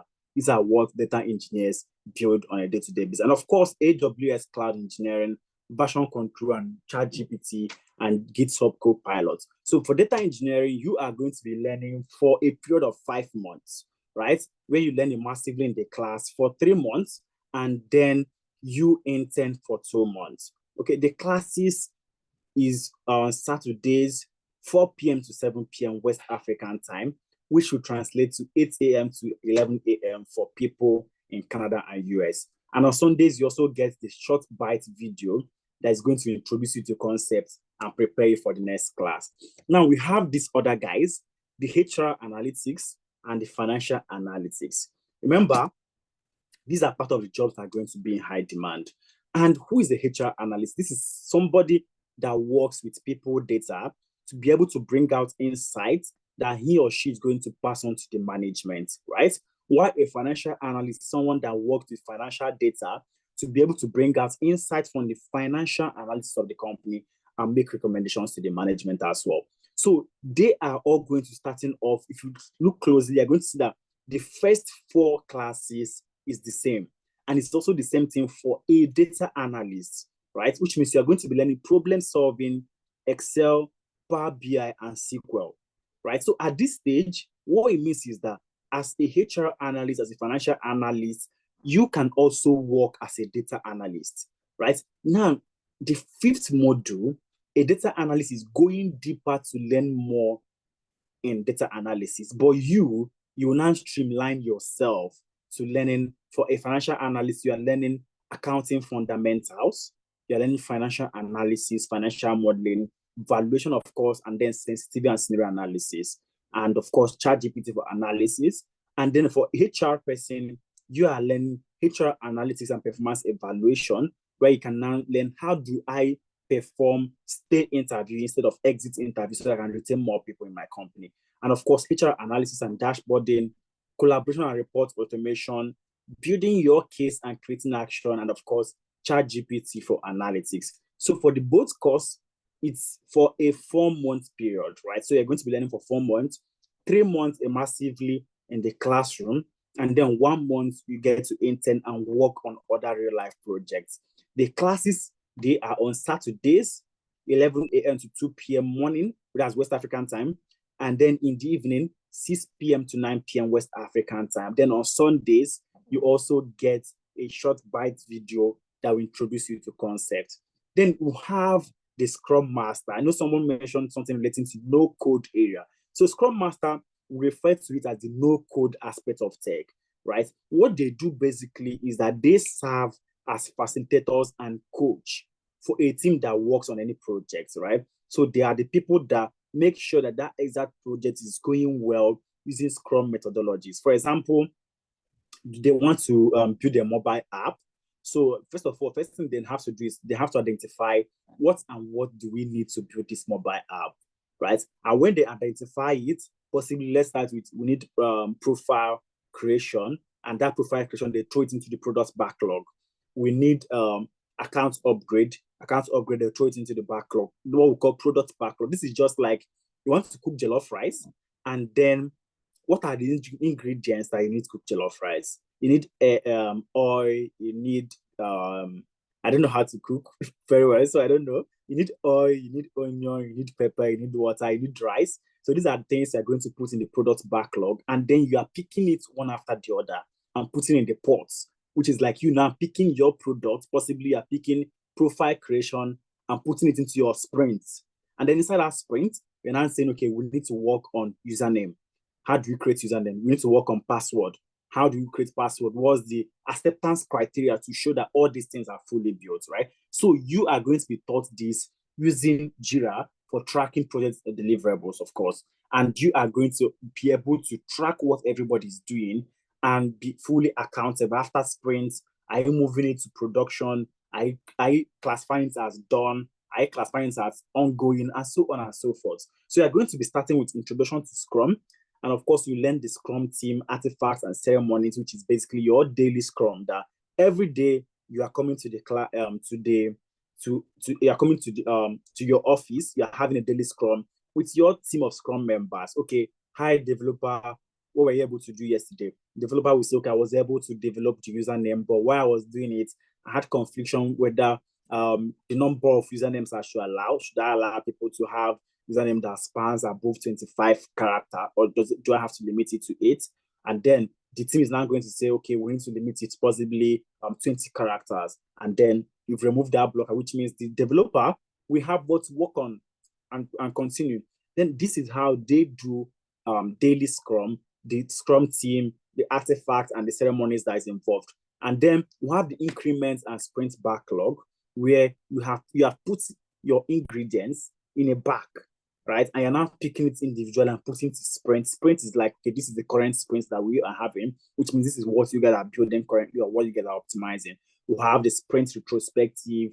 So we have different Scrum artifacts that you are going to learn at this exact moment. After which you have the Scrum event, the Nexus Scale Scrum. And of course, once you are done for all this learning area, using the Jira tool and working on a project, you've prepped you fully to write your professional Scrum Master examination. Okay, so if you want to get certified as a Scrum Master, you can now decide to go and write your exam, or you can also, you will definitely get a job at this point also. So for Scrum, it's for a period of 2.5 months, which means you learn in the classroom for 1 month. So you're going to learn in the classroom for 1 month, and you intern with us for 1.5 months, working on real life projects also they can put in your portfolio. The classes, they are on Saturdays, 11 a.m. to 2 p.m. West African time, and then Sundays, 2 p.m. to 5 p.m. West African time. They will have the Scrum Master. So on a daily basis, we always have people that are falling prey to cyber attacks, right? And then also organizations have people that are constantly attacking them to steal their data, which is why there is someone called the cybersecurity to protect the organization's digital assets. So basically, a cybersecurity is someone that is in an organization to protect the digital assets of those companies. And your key learning area is basically starting from introduction to cybersecurity, right? So what this means is that we are going to walk you through introducing you to cybersecurity, what cybersecurity is all about, and then talk to you about foundations of computing and networking, which is where we discuss what is CPU, what is RAM, what is ROM, what is HTTPS, what is HTTP. So we walk you from ground zero to the expert level. Before now talk about information security principle, the CIA triad, confidentiality, integrity, and availability. How do we implement this in the organization? When we talk about confidentiality, that is when I start having access control. Are you going to protect this data for only the finance team to see, which is a departmental kind of control? Or are you going to build it to have a hierarchical kind of control that is only available to managers and not available to the junior guys? So these are things that you get to learn in information security. And then we'll talk about offensive and defensive cyber security, cryptographic basis. How do you do encryption and hashing? You want to send a financial email to your CEO, and you don't want possibly a man in the middle to attack that exact information and be able to see what you're sending. How do you send it using hashing? So that you just enter as a number that once you get to your CEO's inbox, it indirectly translates to the exact message. So you're going to then have to do all these things using tools, of course, the VMware, the Wireshark, Kali Linux, and you're of course going to do this over the virtual box, which means no physical interaction. You are going to learn 100% virtual. And then walk you through cyber threats and attack vectors. How do you perform network security, endpoint security, of course, and web and application security before we now get to cloud security. And of course, incident response and forensic and cyber security policies and compliance. So you're going to be learning tools like I mentioned before now, VMware, Metasploit, Linux, Zap, Bobsuit, Wireshark, Splunk, NAP, Mmap, and so on and so forth. And you will learn this for 4 months, where you'll be in the classroom learning immersively for 3 months, and then intern for 1 month, where you'll be working on real life projects. The classes are on Saturdays and Sundays. Saturdays, 11 a.m. to 2 p.m. West African time, and on Sundays, 2 p.m. to 5 p.m. West African time. I hope at this point, you've been able to say in your mind, this is the area I want to transition to, all right? I hope you'll be able to select, this is the area I want to transition to. Remember, like I mentioned, when I was talking about the 6th step to transition is that you need to get your skill and experience, right? So after you've gotten your skill and experience, which is we need to give you all those key learning areas that we have talked about, the next aspect is now, how do you get yourself employed? So that's where we now bring in CV review sessions, where we are going to tell you, how do you match your CV to this exact job? You are looking to get a data analytical role, and their own system is, their own job advert is saying, we need someone that has Postgres knowledge. For your CV, you wrote you have SQL knowledge, right? You wrote you have SQL knowledge. So what it means is that you, the applicant tracking system, is going to sieve out your own CV because you've not matched it to show, oh, I have Postgres knowledge. Even though if you have SQL knowledge, it can perform activities on Postgres. But because you didn't put it on your CV, ATS will remove your CV and say not that you didn't meet the requirement. Okay. And even LinkedIn these days has ATS inbuilt in them. So if you've done recruitment using LinkedIn, you notice that sometimes you see that 50 or 120 people applied to a particular job ad that you posted, but you are only getting to see 25. What it means is that you've selected an option for LinkedIn to sieve out people that do not have the requirements that you need on that role. And this is what recruiters do on day-to-day, because nobody has the time to sift through 1,000 CVs. So all companies make use of ATS system to sieve out people. So these are things that will teach you how to match your CV to job adverts. And of course, LinkedIn optimization. These days, how do you build your LinkedIn to attract offers? All right. How do you build your LinkedIn to attract offers? We'll walk you through it. And then Upwork optimization. Remember, I mentioned initially we have people like Abdurrashid, that's in Nigeria, but working for a company, Child 420 in USA. So this was possible because of Upwork optimization. And we'll have sessions on how do I navigate the job market, where we'll talk about the hidden job markets, the available job market. There are job markets that you cannot see online.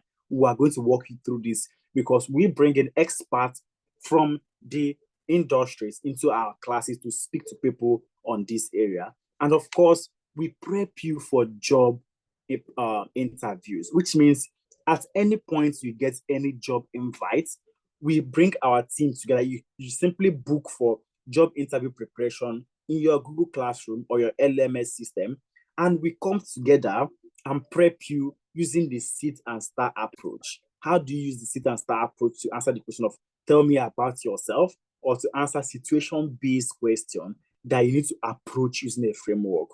And then before we talk about recommendation and reference letters, remember I mentioned that by virtue of you being a student, you are invariably consulting for us. So you can speak for your further engagement, job engagement. You can comfortably say that you were consulting for Tanalytics. And what that means is that at that point, they will want to write to us, hi, Tanalytics, is someone, is so and so person consult or do so and so in your company, and we will simply provide you with that exact recommendation and reference letter that you need. Then the level 2, which is our weekly mentorship sessions. Remember, I mentioned that mentorship is important because this is where we also bring in experts to speak to you directly on those areas that you are trying to transition to. And number 8, which is on the job support, that at any point you get a job and you still lack the necessary skill, we are available to help you find your fitting for the 1 month into that exact job. So that brings me to our level 3, which is our promise to you, that 1 month after you are done training with us, you are definitely going to get 1 job invite, okay? We are going to get 1 job interview, which you are definitely going to scale. And this is because we've done this over the last couple of 4 years. We've helped more than 2,000 people transition from their own classroom to getting their own first job. So this is impossible. This is possible, okay? I know it always seems impossible until it's done, but we have people like Xavier that have spoken to show you that these things can be done. So we help build people up using the approach that we've mentioned to help you land your job.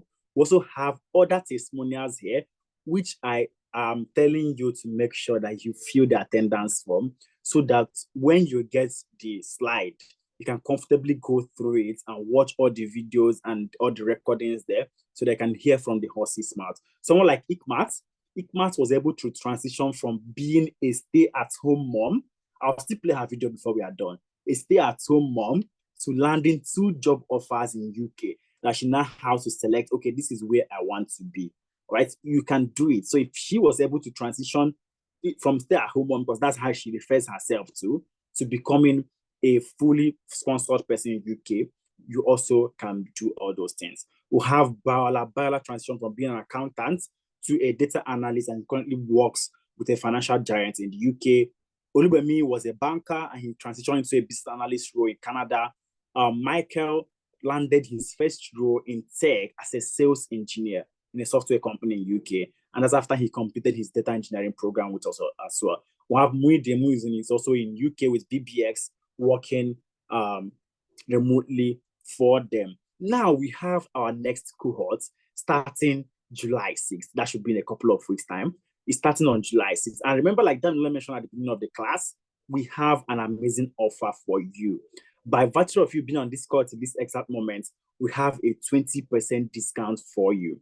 So what this means is that all our courses, business analysis, data analytics, data science, data engineering, cybersecurity, HR analytics, and financial analytics, they go for $750, right? And £625, 730 euros, 1,125 Canadian dollars, and of course, 900,000 naira. But by virtue of you being here, we'll have a 20% discount for you. That's only available for the first 20 people to get into this program. So that means you will get to pay $600 and save $150. Okay, and you are going to pay £500 and save 125 pounds. You pay 580 euros. You pay 900 Canadian dollars, and of course, pay 720,000 naira. And if you want to make use of the first installment and second installment option, you can pay the first installment to secure your slot. So you make the first payment and secure your slot. For Scrum, we also have discounts, which means instead of $450, you get to pay $360. Instead of £375, you get to pay £300. Instead of 440 euros, you get to pay 350 euros. And instead to pay 675 Canadian dollars, you pay 540 Canadian dollars. And instead of you to pay 540,000 naira, you pay 450,000 naira. So remember, this discount is just for the first 20 people to get into these classes. How do you make payments? Let me walk you through it. Just walk with me so that I'll show you fast how you can make this exact payment. So my colleagues, they've dropped the link in the chat box. So what you simply need to do is click on that main stack link. Once you click on it, it's going to take you to our main stack page. That is our Analytics Enrollment Center. All right, so it will bring you to our Analytics Enrollment Center. What do you need to do at this point, right? So you already know the program you want to transition into. So here, you are going to see all the programs as well and the offers, the discounts that you have, right? So once you get here and the 20 people slot is filled, you are not going to see the discount option anymore. So I advise you to take advantage of this discount and get into the tech ecosystem. So once you come here, scroll down and go to, which program am I going to use this with? I like cybersecurity, okay? So let me pick cybersecurity. So just click on the program that you want to register for. And once you click on it, it's going to bring you to the checkout point. So at this point, what you simply need to do is, if you want to make the full payment, which is $720, or if you want to reserve a slot, which is the first instrumental payment, which is 500,000 naira, I can put it and click on reserve a seat. Remember, what happens is that because I'm currently in Nigeria, I'm seeing NGN as my own currency here, right? So if you are in UK, you are going to see pounds. If you're in US, you're going to see US dollars. If you're in Canada, you're going to see the Canadian dollars here. So any place that you are in is going to it's going to pick your geo tag and fix the currency of that exact location, that place. So once I put what I want to make, the amount, list amount, and I click on reserve a seat. Right. After clicking on reserve a seat, it brings me to the checkout option where I simply put my name, which is Chukwemeka Ipa, and then my email, Chukwemeka, and then change the flag there to the country that my phone number is. So I'm going to just fill in a random number okay, and then I click on proceed. Once I proceed, I'll now have the option to make the payment. So at this point, what I simply need to do is either I put my card details, put expiry date, CVV, and pay directly using my card, or I can go to the transfer option and copy the account number that we have here. Remember, because I'm in Nigeria, that's why I'm having all this option. If you are in another country, you have the option relating to that exact country. So I simply click on this account number here and go to my bank app, make payments, and then take my receipts and move to that same enrollment page. So once I've made payments, what I need to do is to go back to that initial place, which is the enrollment center. So I'll go back to the Analytics Enrollment Center. I'm going to bring it up shortly. go back to the Analytics Enrollment Center and look for the option for upload your receipt, right? Look for the upload my receipt option. So I'll come here and click on upload my receipt. So once I click on it, I'll simply put my details, Chukwuemeka Analytics, blah, blah, blah. So let me just continue. Oh, it's incorrect. Okay. So once I put my email, Chukwuemeka at analytics.io, I'll simply proceed. And it's going to tell me, okay, what type of payment did I make? Full payment, initial payment. Let me say initial payment, which is the first installment. I'll click on next, and then it will tell me, please note that after receiving your welcome kit, all payments balance must be made before 31st July, correct? Then next, and then I put in my details. What's my first name? What's my last name? What's my email? What's my gender?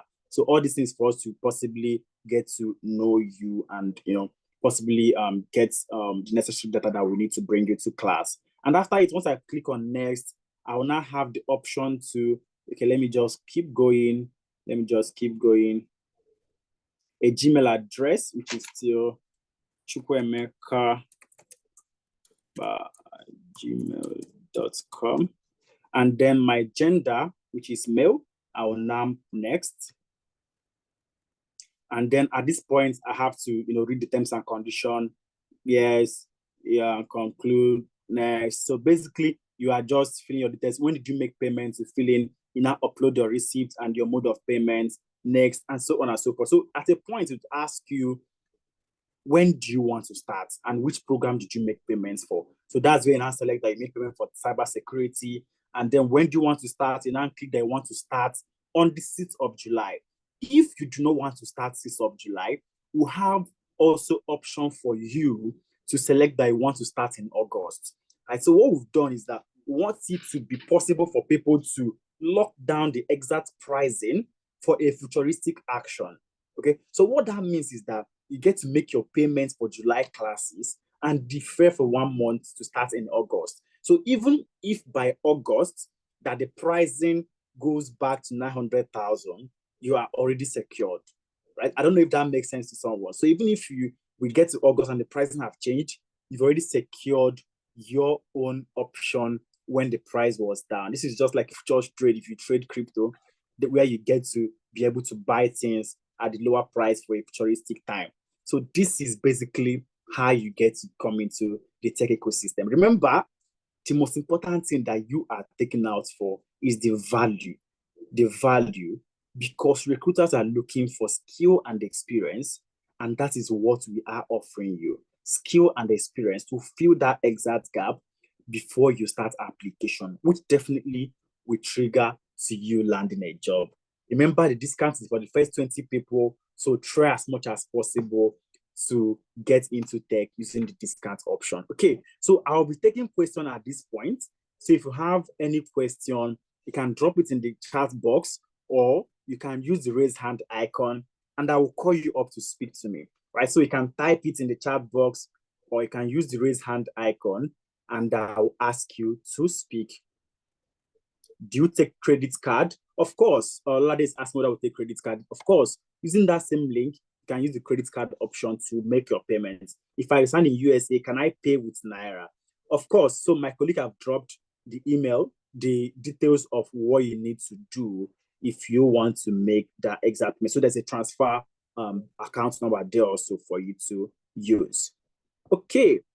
And I'm trying to see if there are other questions. So remember, I can use the raise hand icon and I will definitely talk to you about what you need. I don't know, Sean Chi, are you still on the call? Sean Chi, are you on the call? If you're on the call, possibly you were not here when I spoke about business analysis. Does this class run monthly for those who may want to start in September? Yes, Maureen, it runs monthly. So every month we start new classes. But what may not run monthly is the current run rates of the classes, right? The current pricing of the classes.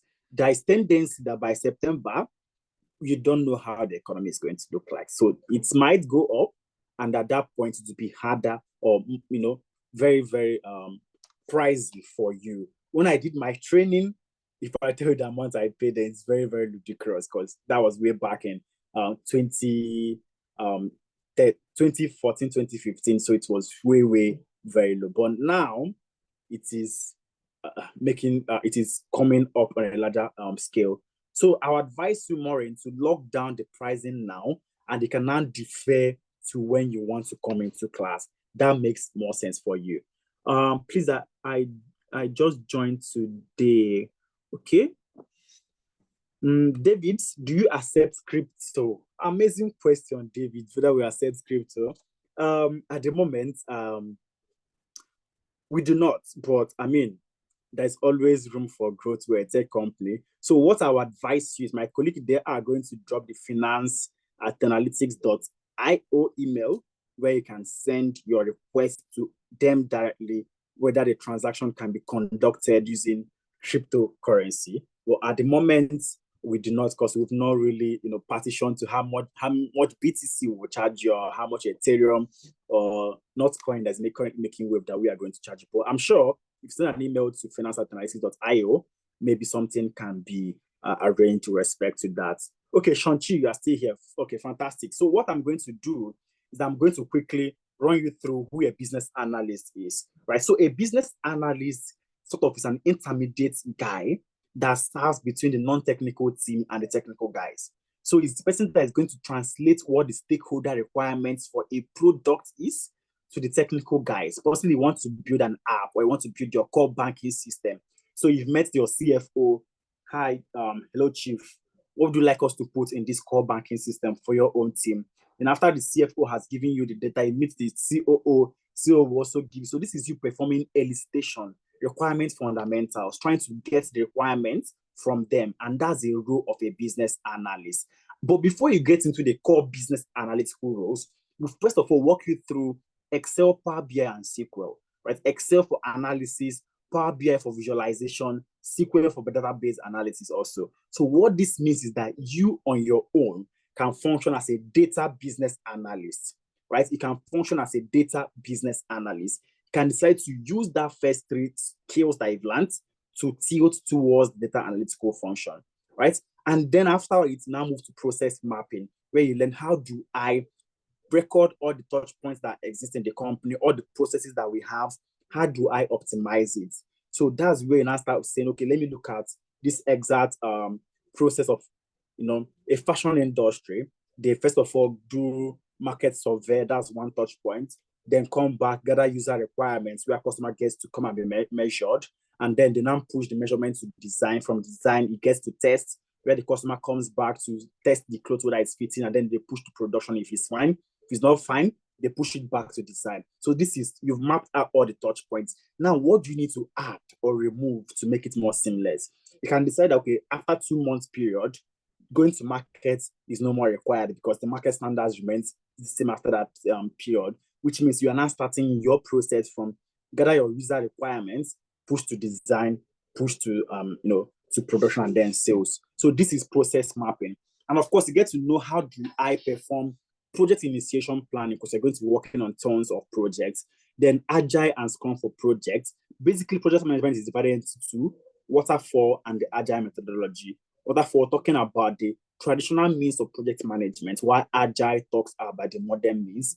And then now talk about software development cycle, requirements fundamentals, elicitation method, and stakeholder analysis, and of course, ChatGPT for business analysis. You're going to be learning tools like Excel, Power BI, SQL, which you use for full analysis as a data guide, and then Lucidchart and Draw.io for your process mapping, then Confluence, Jira, and Trello for your project management tool, and then ChatGPT for your AI for business analysis. I don't know if that makes sense to you now, Shang-Chi, sorry about that. Then the classes is for 4 months, where you learn massively in the classroom for 2 months, and then you intern with us for another 2 months working on real life projects. It's on Saturdays and Sundays. Saturdays, we have the morning class by 11 a.m. to 2 p.m. West African time. And we have the evening class for people that are in Canada and US from 6 p.m. to 9 p.m. West African time, which in their own time zone, it should be around 10 a.m. to 1 p.m. And then on Sundays, we'll have 2 p.m. to 5 p.m. for the Europe and African guys, and West African time, of course. And then in the evening, we'll have 8 p.m. to 11 p.m. West African time, which is around 12 p.m. to 3 p.m. Canadian and US time zones. I don't know if that makes sense to you now, Sean Chi. All right, so let me look at what Marjorie is saying. Will you share the slides for what Economic Forum reports? Yes, we're going to share this report, Marjorie. So make sure you fill the attendance form, because that's the people we're going to be sending the slide and recording of the session to. So make sure you fill the attendance form. Are we attending classes or is it online training? So you are attending classes, right? So it's a live class where you're going to be speaking to someone like me, right? So you're going to have facilitators come to class and teach you all those concepts. And the classes are also recorded, right? They are also recorded that even if you have a reason to miss a class, you can always go back to your learning management system to watch that video, to watch the video recording of that exact class. Or you can go to your Google Classroom to also watch the recording, of the classes. Okay, I don't know if that makes sense to you now, Ololade. All right, can you pay monthly if you cannot come up with the whole amount? Yes, you need to lock the discount to take advantage of this opportunity, right? So once you lock down the discount, you can now continue to make your monthly installments. The crypto is USDT, same value as the USD. Okay, like I mentioned, David, you can send an email to finance@tenalytics.io. So Elijah, please drop that exact email so that David can utilize it. All right, Sean-Chi, you are giving me makes sense. I hope I'll be seeing you in class come July 6th. It's very, very important, okay? Yes, it makes sense, real life, like actual companies, and we can use it to make a portfolio, as you mentioned before. Fantastic. So it's better for you to take advantage of this exact opportunity. Can you post your number for more explanation? All right, so my colleagues are going to drop the number. So once you call the company number, definitely you speak to people that are way, way more experienced than me that are going to help you understand the nitty-gritty of everything that you need. Right. So my colleague just dropped the email, the number of people that you can reach out to so that you can be able to talk to them. Where is the attendance form? Okay, my colleague will drop it for you. Can I pay in Naira even if I stay in the UK? Yes, you can, Marvel. How you can go about this, you see the charts that my colleague Elijah does drop. So you definitely see the Wema Bank option there that I can make use of. All right, next question. How many months is business analysis training? So business analysis is for 4 months, where you learn it massively in the classroom for 2 months, and then you intend to work on real projects for 2 months. All right, so normal, a massive classroom learning, 2 months. Then extra 2 months for you to work on more case studies, like how do you build a web app development project, which is what you're going to be working on for the next 2 months, for you to be able to add it to your portfolio. How many months is business analysis? It is 4 months, like I mentioned. So my colleague have dropped the contact number. You can call Sheyi. In Canada, you can call Aimoa using the Nigeria line. I also have the WhatsApp line, which is also a Canadian number. Can I pay in Naira even if I stay in the UK? Yes, you can pay in Naira if you stay in UK, Marvel. So my colleague have dropped the account number also for you, Tenalytics, Wema Bank, with all those account numbers. Fantastic. I don't know if there's anybody that is raising hand that wants to speak directly to me. Please, this is your time. Okay, so if you want to speak directly to me right now, use the raise hand icon and I'm going to ask you to unmute. Okay, and then we'll just wait for a couple of minutes before we call it a day. But while we are waiting on that, I'm quickly going to play one more video. Right, I'm going to play one more video. I know I promised that I'll play the video of Ikmat, so that we get to see what Ikmat had to say about her own transitioning. So I'm going to bring up the video of Ikmat. Oh, it's my laptop hanging. Hi, Daniel, are you there? All right. So it's coming up shortly. It's coming up.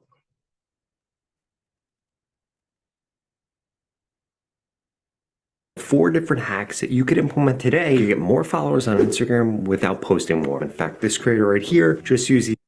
All right, Hi 1 second. everyone, my name is Ikman, and All right, it's coming up right now.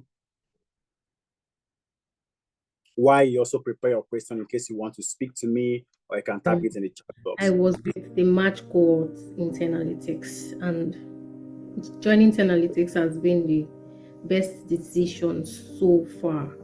You know, for me, someone coming from a background of full housewife, because I had to stay back home to look after my child for 4 years, and then wanting to break into something new, wanting to go back into the workforce, you know, wanting to place myself in the society for better job opportunities. So it was a lot.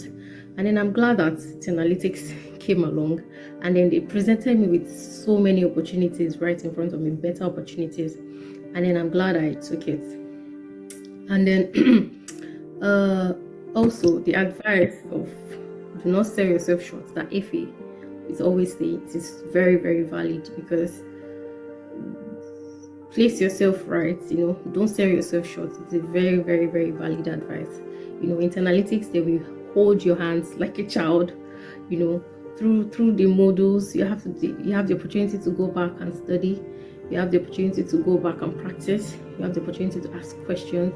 You know, you have people you can always go back to, even outside of class hours. It's the most amazing experience so far, really. And then another thing is the interview prep, guys. That is another very important thing. I did my interview prep with Mr. Mohammed, and it's the best decision ever, because he was like, he saw into the future. He knew what was going to be asked. And I'm glad that I wrote down all the things he mentioned. I went back to practice, and then when it was time for the interview, it was like everything he was mentioning, everything he mentioned, it was just, they kept on. And then when I was answering those questions, I was so confident, you know, because I already practiced. I did an Excel test, I did a maths test, and then they were really impressed. And another thing is, guys, it may not come as fast as you expect. Definitely you are going to get some no's, and then you may begin to think you're not good enough. You are good enough, yes. The no's will come, but always take it as a basis for learning and development, because after every interview where I got a no, I always make sure I get a personal feedback. So I work on those feedbacks for my next interviews. And yes, it worked. It really worked for me, because I got my first job 3 months into the program, my first job. But I couldn't take up the job because I was a student, and I was only eligible to work 20 hours. So I couldn't take up the job. 3 months later, I got 2 jobs with full visa sponsorship. And guys, all the other no's before the 2 jobs prepared me for the yeses I got. So yes, the no's will come, but do not give up, because you always have Tenalytics to go back to. They are the best, and the best thing that ever happened to me. And then yes, and they are the most affordable one I've come across so far, and that's a very good advantage. So yes, Tenalytics for the win.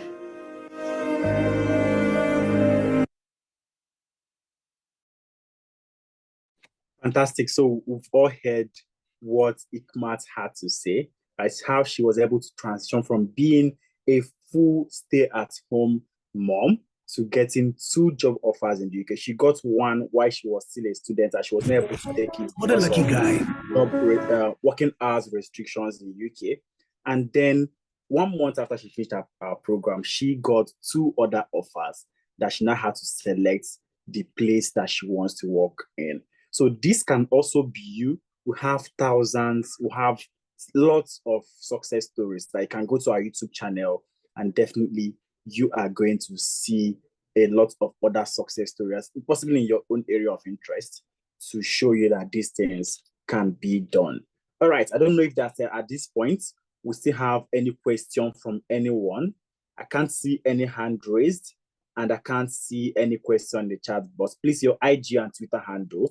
I'm sure my colleagues are going to drop it for you, but basically it is Tenalytics, Tenalytics, but my colleagues is going to type it and give you a response to all those handles that we have. But if you fill the attendance form, you are going to get the slide that has all those links to all our social websites and everything for you to be able to have a look on what we offer. Okay, so do we have any question at this point before we call it a day and a night or a morning, depending on wherever you are joining us from tonight? Any question from anyone? All right, that means I did a fantastic job that everyone understood perfectly. Okay, now the next step is for you. Remember, first aspect of transitioning is for you to be able to choose a particular niche that you want to transition through, and then get into the education, which is what we are offering you. And next is to get the practical experience and the skill to help you transition fully. Remember, this is the first steps for you to transition and not you rushing to get a certification somewhere. Because in the tech ecosystem, it's competence over skill, right? And with respect to pricing, time is actually very important. In March, we had a 50% discount. In May, we had roughly a 30% discount. And this July, we're having only a 20% discount. So there's possibility that there will not be discounts in the next coming months. So I always advise people to take advantage of this and get into tech. And remember, it is for the first 20 people to actually register. So once that exact slot is filled, it reverts back to the original pricing. Okay, so I'm going to take a question. Okay, where's the attendance form? My colleague will definitely drop the attendance form for you, team. Please, is there any room for widows from Ghana? All right, Richard. So this is a global community, right? So you are going to interact with people in Ghana. You're going to interact with people from Nigeria, people from South Africa, people from UK, people from everywhere, people from across the globe, people from Scotland, people from, just name them. We have people in any country that I can actually think of. So it is a community that we have all these people to allow for networking purposes. So once you fill the form, I'm sure they will also place you in such rooms for you to also be getting information easily.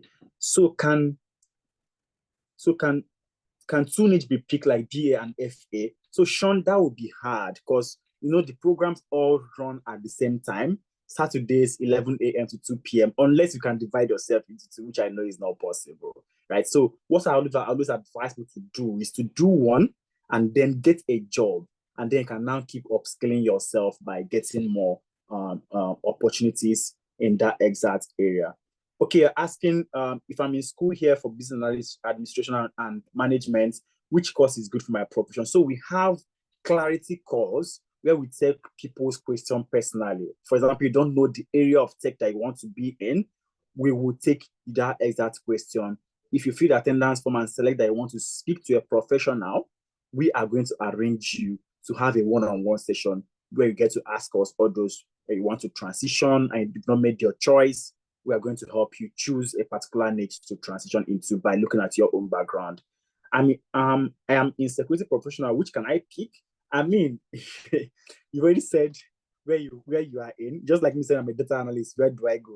All right. So it depends on whether you want to solidify on your existing knowledge or whether you want to, get a different experience. So if you want to solidify on your current knowledge, you build on cyber security. If you want to diversify and open yourself up from other multiple roles, then you take up a new area and get experience with respect to that. Okay, I think I've taken all the questions. So, Laurie, you have a question.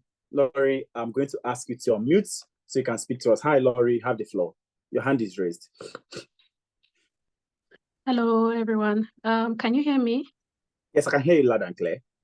All right. I don't have a question per se. I just want to say a big thank you for this community and what you're doing, especially for people from Africa. It's really amazing. I am currently based in Canada, and most times what we come across are actually mostly the Indians and what other country was that push this all this learning. It's really difficult for us to be able to integrate in fields like this, but having our own people building up such platforms is really amazing. I want to say a big thank you and thoughts of what you're doing.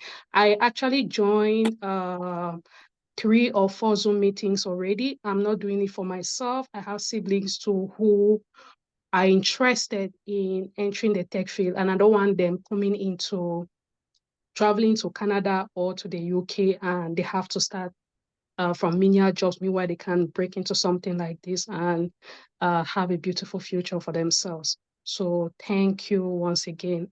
Second thing, the number that was shared in the group a while ago to reach out for the one-on-one clarity session, I just want to confirm, is that through WhatsApp or through direct messaging, please? Thank you. All right. So first of all, Laurie, I'm touched. Sincerely speaking, I think I take that very personally for you to appreciate us. All right. Thank you so much for that. And we are honored to know that you like what we are doing. And then the number that my colleagues shared, yeah, there is a WhatsApp line, and there is also a line for call, right? So there's a WhatsApp line and there's also a line for call. We have Canadian numbers and we have Nigerian numbers as well. So, but there is also an email for the one-on-one session. There's also an email that they will drop, which is enquiries@tenalytics.io, right? So if you look at the long chat that they normally drop, you're going to see enquiries@tenalytics.io. So my colleague Elijah does drop it in the chat box. So once you send that you want to have a one-on-one, they're going to be fixed for people where we bring in a closed house, have 2 to 3 or 5 people on the call, and then we'll try to understand your own personal, personalize it for you and be able to help you understand where you can transition through. I don't know if that makes sense to you, Laurie, but thank you so much for liking what we do. We really appreciate that. I'm about to cry, but I won't cry. All right, so I don't know if there are any other questions or comments from anyone before we call it a night. Okay, we have Idahosa Fortress. Hi, Idahosa. I've asked you to unmute. You have the floor, please. Yeah, good evening, everyone. Thank you.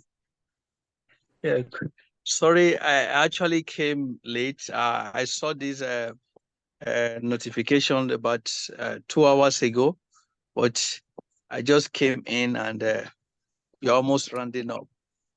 And just heard you talk about 20% discount, and you also talked about attendant form.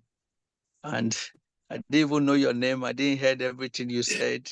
So I didn't know how to feed that part now or ask how much is it. And moreover, too, I am in Germany. I'm not in Nigeria. So I don't know if I can be able to be fully involved. One, because of our time difference and work. So like you started 8 o'clock Nigeria time. I'm just coming in now. All right. Okay. So thanks so much for that. Don't mute yourself with the host, because we're going to have a conversation.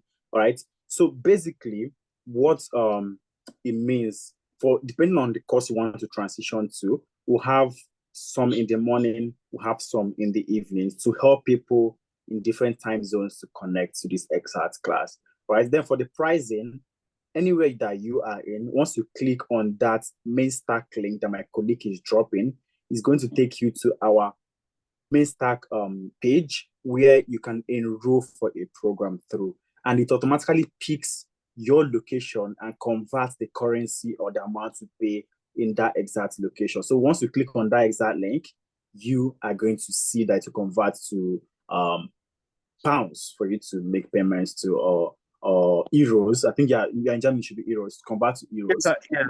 Euros. Yeah, so it's convert to euros. So you can make payments using the euro option. So once you click on that main stack link, you are going to see Tenalytics Enrollment Center. Just select the course select the course that you want to go to, and then to take you to that exact link, and then you can make payments. If you want us to have a one-on-one because you came late, you need you need to send an email to that enquiries@tenalytics.io so that someone will now reach out to you with the details of those sections. All right.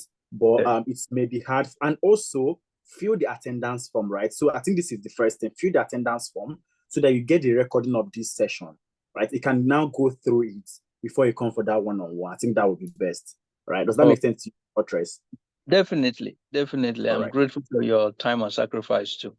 All right, that's fine, Fortress. I like your name. Thank you so much. Thank you very much. All right. So do we have any other question or comments at this point before we call it a day? Any question or comments from anyone before we call it a day? Okay, it's not forthcoming. So thank you once again to everyone for being here with us till this very moment. We do not take it for granted, and we really appreciate you being here. And remember, the best time to get into tech is right now, because tomorrow it might be too late. Thank you once more to everyone, and I can't wait to see you in class come July 6th. All right? Thanks and good night once more. Bye, guys, and cheers. Bye-bye.